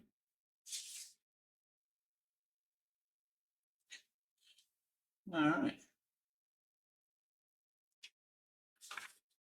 And basic color organ. Okay. Sound effects circuits. Sound effects generator, electronic bongos, train chuffer, bird chirp, steam locomotive whistle, wah-wah circuit, okay. Unusual fuzz, auto drum, twang twang circuit, steam, train prop playing, funk box. So here's a sound effects generator, electronic bongos, train chuffer, bird chirp. Bird chirp uses an SN76477 integrated circuit. It's like it's cheating. Steam locomotive whistle. Oh, that's fun. Wah-wah circuit. The wah-wah effect is achieved as certain frequencies are amplified more than others. A phase shift RC oscillator makes up the basic circuit. Unusual fuzz, auto drum, twang twang circuit, steam train / prop plane, funk box. All right, square wave generators, a couple of them.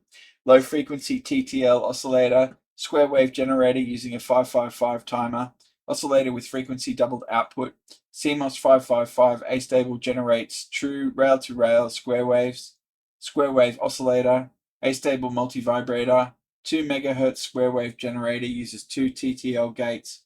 Phase tracking, 3-phase generator, line frequency square wave generator, 3-phase square wave output generator, low frequency TTL oscillator, square wave generator using a 555 timer, oscillator with frequency doubled output.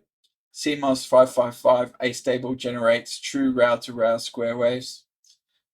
Square wave oscillator, astable multivibrator, 2 MHz square wave generator uses 2 TTL gates. Those are NAND gates. Phase tracking, 3-phase generator. Oh, wow. Line frequency square wave generator. Oh, that's interesting. 3-phase square wave output generator.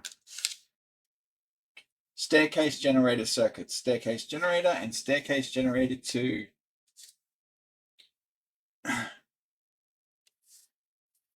Interesting. Stereo balance circuits. Stereo balance tester. Stereo balance meter. Okay, there's the tester. Ah, interesting. And meter.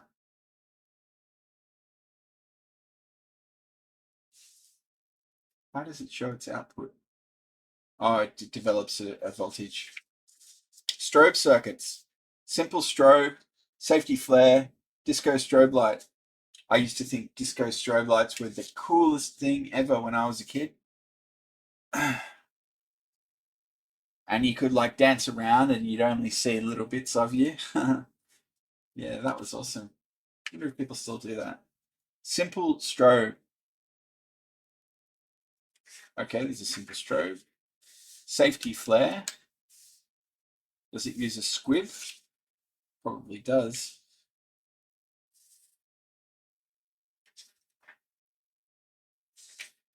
And the disco strobe light. This circuit uses a voltage doubler CR1 and CR2 to obtain about 280 volts DC across C1.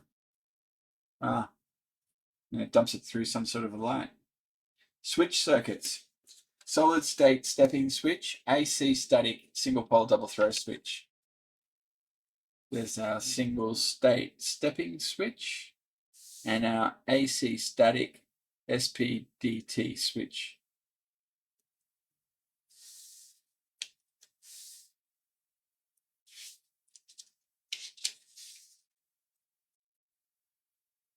Tape recorder circuits. Tape recorder interface. Tape recorder position indicator / controller. Tape recorder interface. Looking at a bunch of signals here. And tape recorder interface. Continue. Tape recorder position indicator controller. So it must just count revolutions or something. I don't know.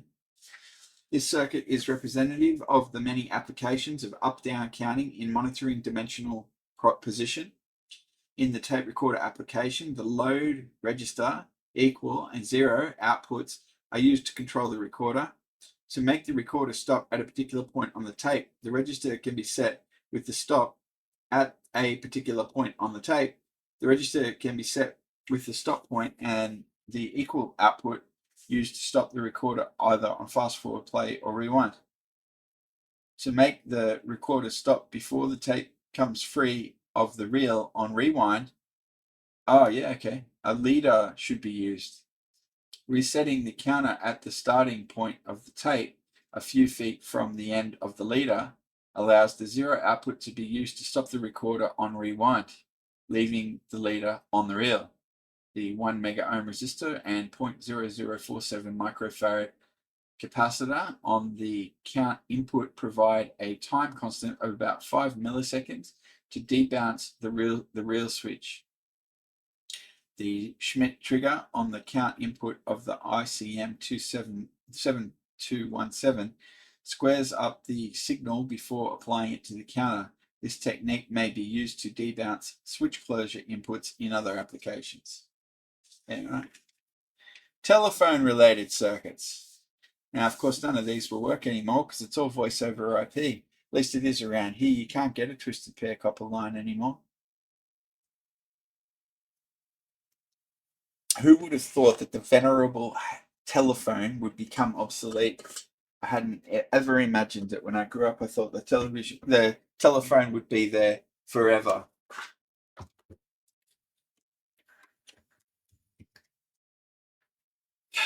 All right, what have we got? Speech activity detector for telephone lines, scramble phone, musical telephone ringer, dual tone decoding, automatic telephone recording device, telephone ring detector, frequency and volume control. That's not quite right.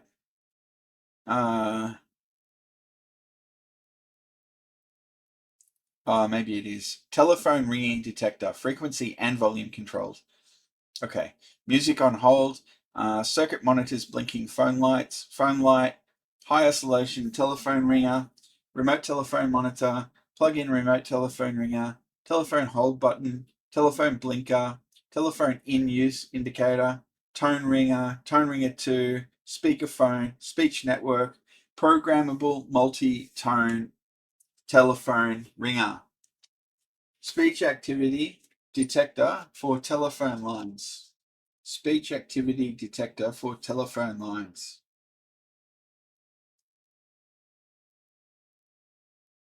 Speech activity detector. Speech activity detector for telephone lines. If I keep saying it, maybe I'll understand it. Huh. Wonder how it detects speech. Do you reckon it just says, is it milliwatts? Oh, it's okay. It's not frequency, it's power. Okay. Scramble phone. Remember that it's not encryption. Huh. Musical telephone ringer. Dual tone decoding. Oh, it's DTMF. Oh, that's cool. It uses ICs though. How boring. Automatic telephone recording device. Telephone ringing detector, frequency and volume control. Music on hold. Circuit monitors blinking phone. Circuit monitors blinking phone lines. That's funny.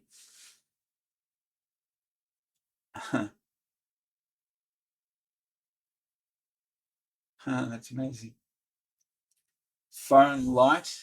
High isolation telephone ringer. Remote telephone monitor. Plug-in remote telephone ringer. Telephone hold button. Telephone blinker. Telephone in use indicator. Tone ringer. Tone ringer 2. Speakerphone.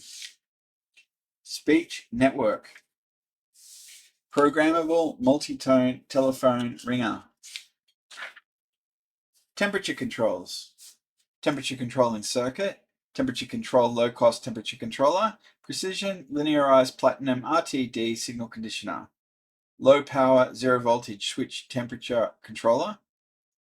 Heater element temperature controller. Dual time chip controls temperature while monitoring liquid level. Okay. Temperature alarm and adjustable threshold temperature alarm. This is a temperature controlling circuit. Temperature control. Low cost temperature controller.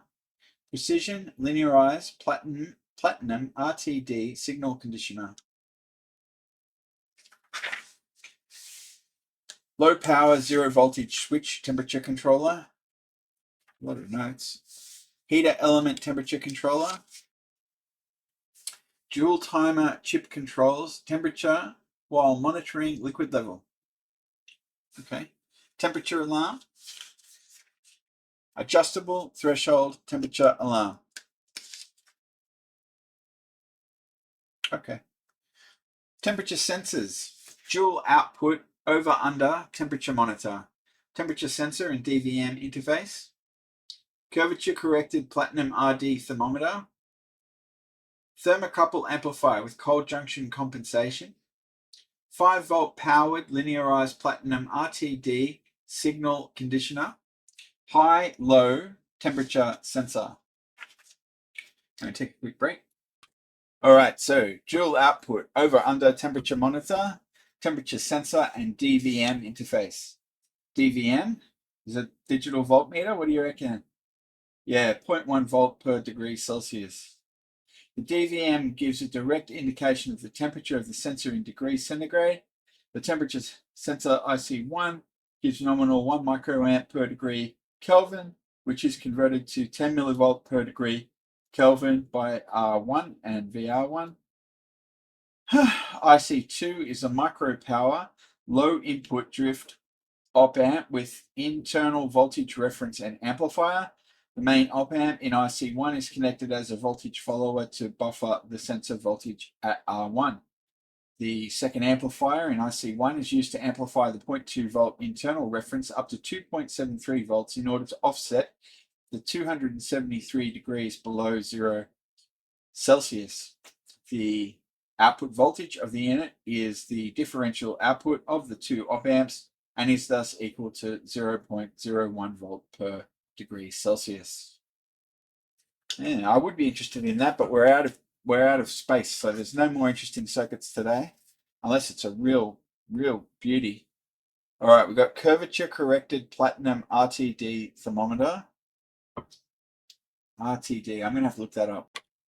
All right, so the RTD stands for resistance temperature detector. Is that right? Yeah. And this one uses platinum. I don't know if they just call it a varistor. I'm not sure. There you go. This is the platinum sensor. Apparently, platinum and nickel and copper, but platinum's billed as the good material for the job. Thermocouple amplifier with cold junction compensation. 5-volt powered linearized platinum RTD signal conditioner. High-low temperature sensor. High-low temperature sensor.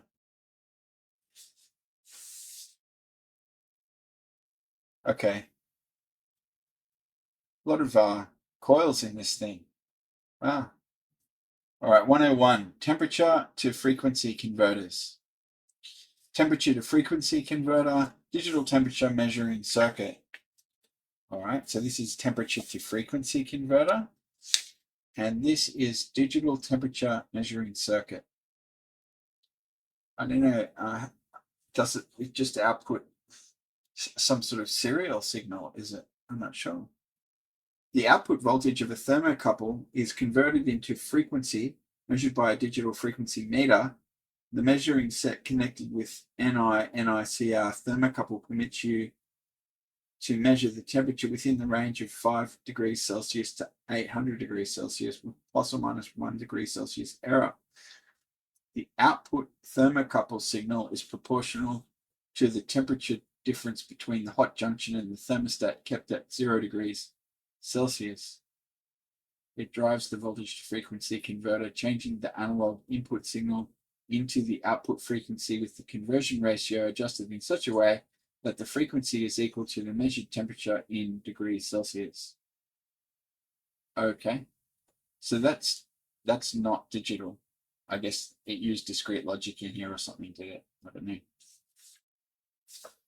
Theremins. I believe these are some sort of a musical device.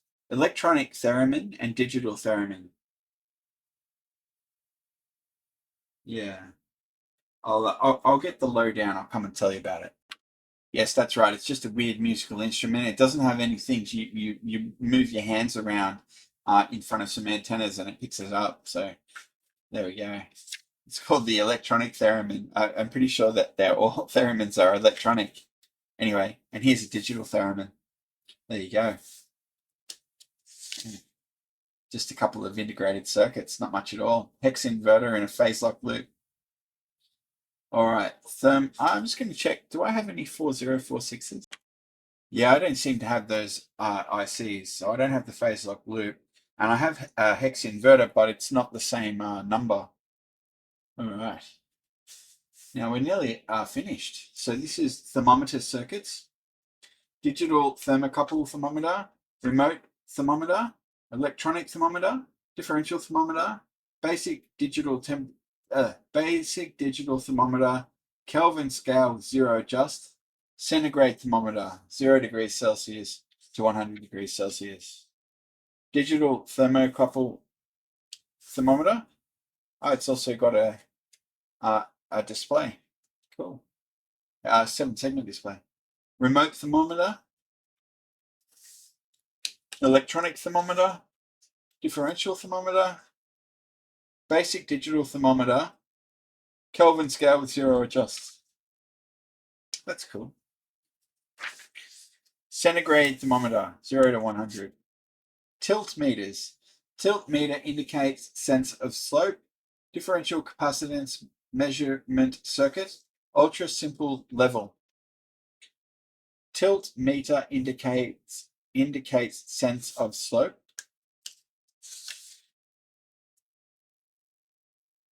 Differential capacitance measurement circuit. Okay. Ultra simple level. Oh, I see. It uses mercury. Yeah, right. That is simple. Mercury switch. You don't see many mercury switches these days. They might have stopped making them. Time delay circuits. Hour time delay sampling circuit. Time delay with constant current charging. Low cost integrator multiplies 555 timers delay. Simple time delay circuit using 2 SCRs. All right. Hour time delay sampling circuit, time delay with constant current charging, low cost integrator multiplies 555 timers delay, simple time delay circuit using 2 SCRs. Okay. Timers, long-term electronic timer, timer with alarm, timer circuit, PUT long duration timer, programmable voltage controlled timer, low power microprocessor programmable interval timer, precision elapsed time / countdown timer, adjustable AC timer to 0.2 to 10 seconds. This is a long-term electronic timer. I wonder what long-term means. It's not jumping out at me. Timer with alarm, timer circuit, PUT long duration timer. This is the programmable unijunction transistor again. We've seen that a lot of times in this book. Programmable voltage controlled timer. Low power microprocessor programmable interval timer. Gee, that's a lot of work to go for a timer. Precision elapsed time countdown timer. Adjustable AC timer, 0.2 to 10 seconds. Tone control circuits. Guitar treble boost, tone control, 10-band graphic equalizer using active filters, tone control audio amplifier, mic preamp with tone control, low cost high level preamp and tone control circuit, passive tone control circuit. Guitar treble boost, tone control. 10-band graphic equalizer using active filters. Don't know what active filters are. Tone control audio amplifier. Wonder if the fast Fourier transform would be involved. Mic preamp with tone control. Low cost high level preamp and tone control circuit.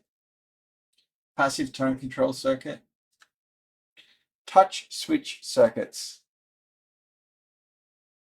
Touch on off switch, touch switch, touch-o-matic. This is touch on, touch off. And this is just called a touch switch. Not sure what it's using. Is that a 555? Yeah, it is. Touch-o-matic. When someone touches the touch plate, where's TP?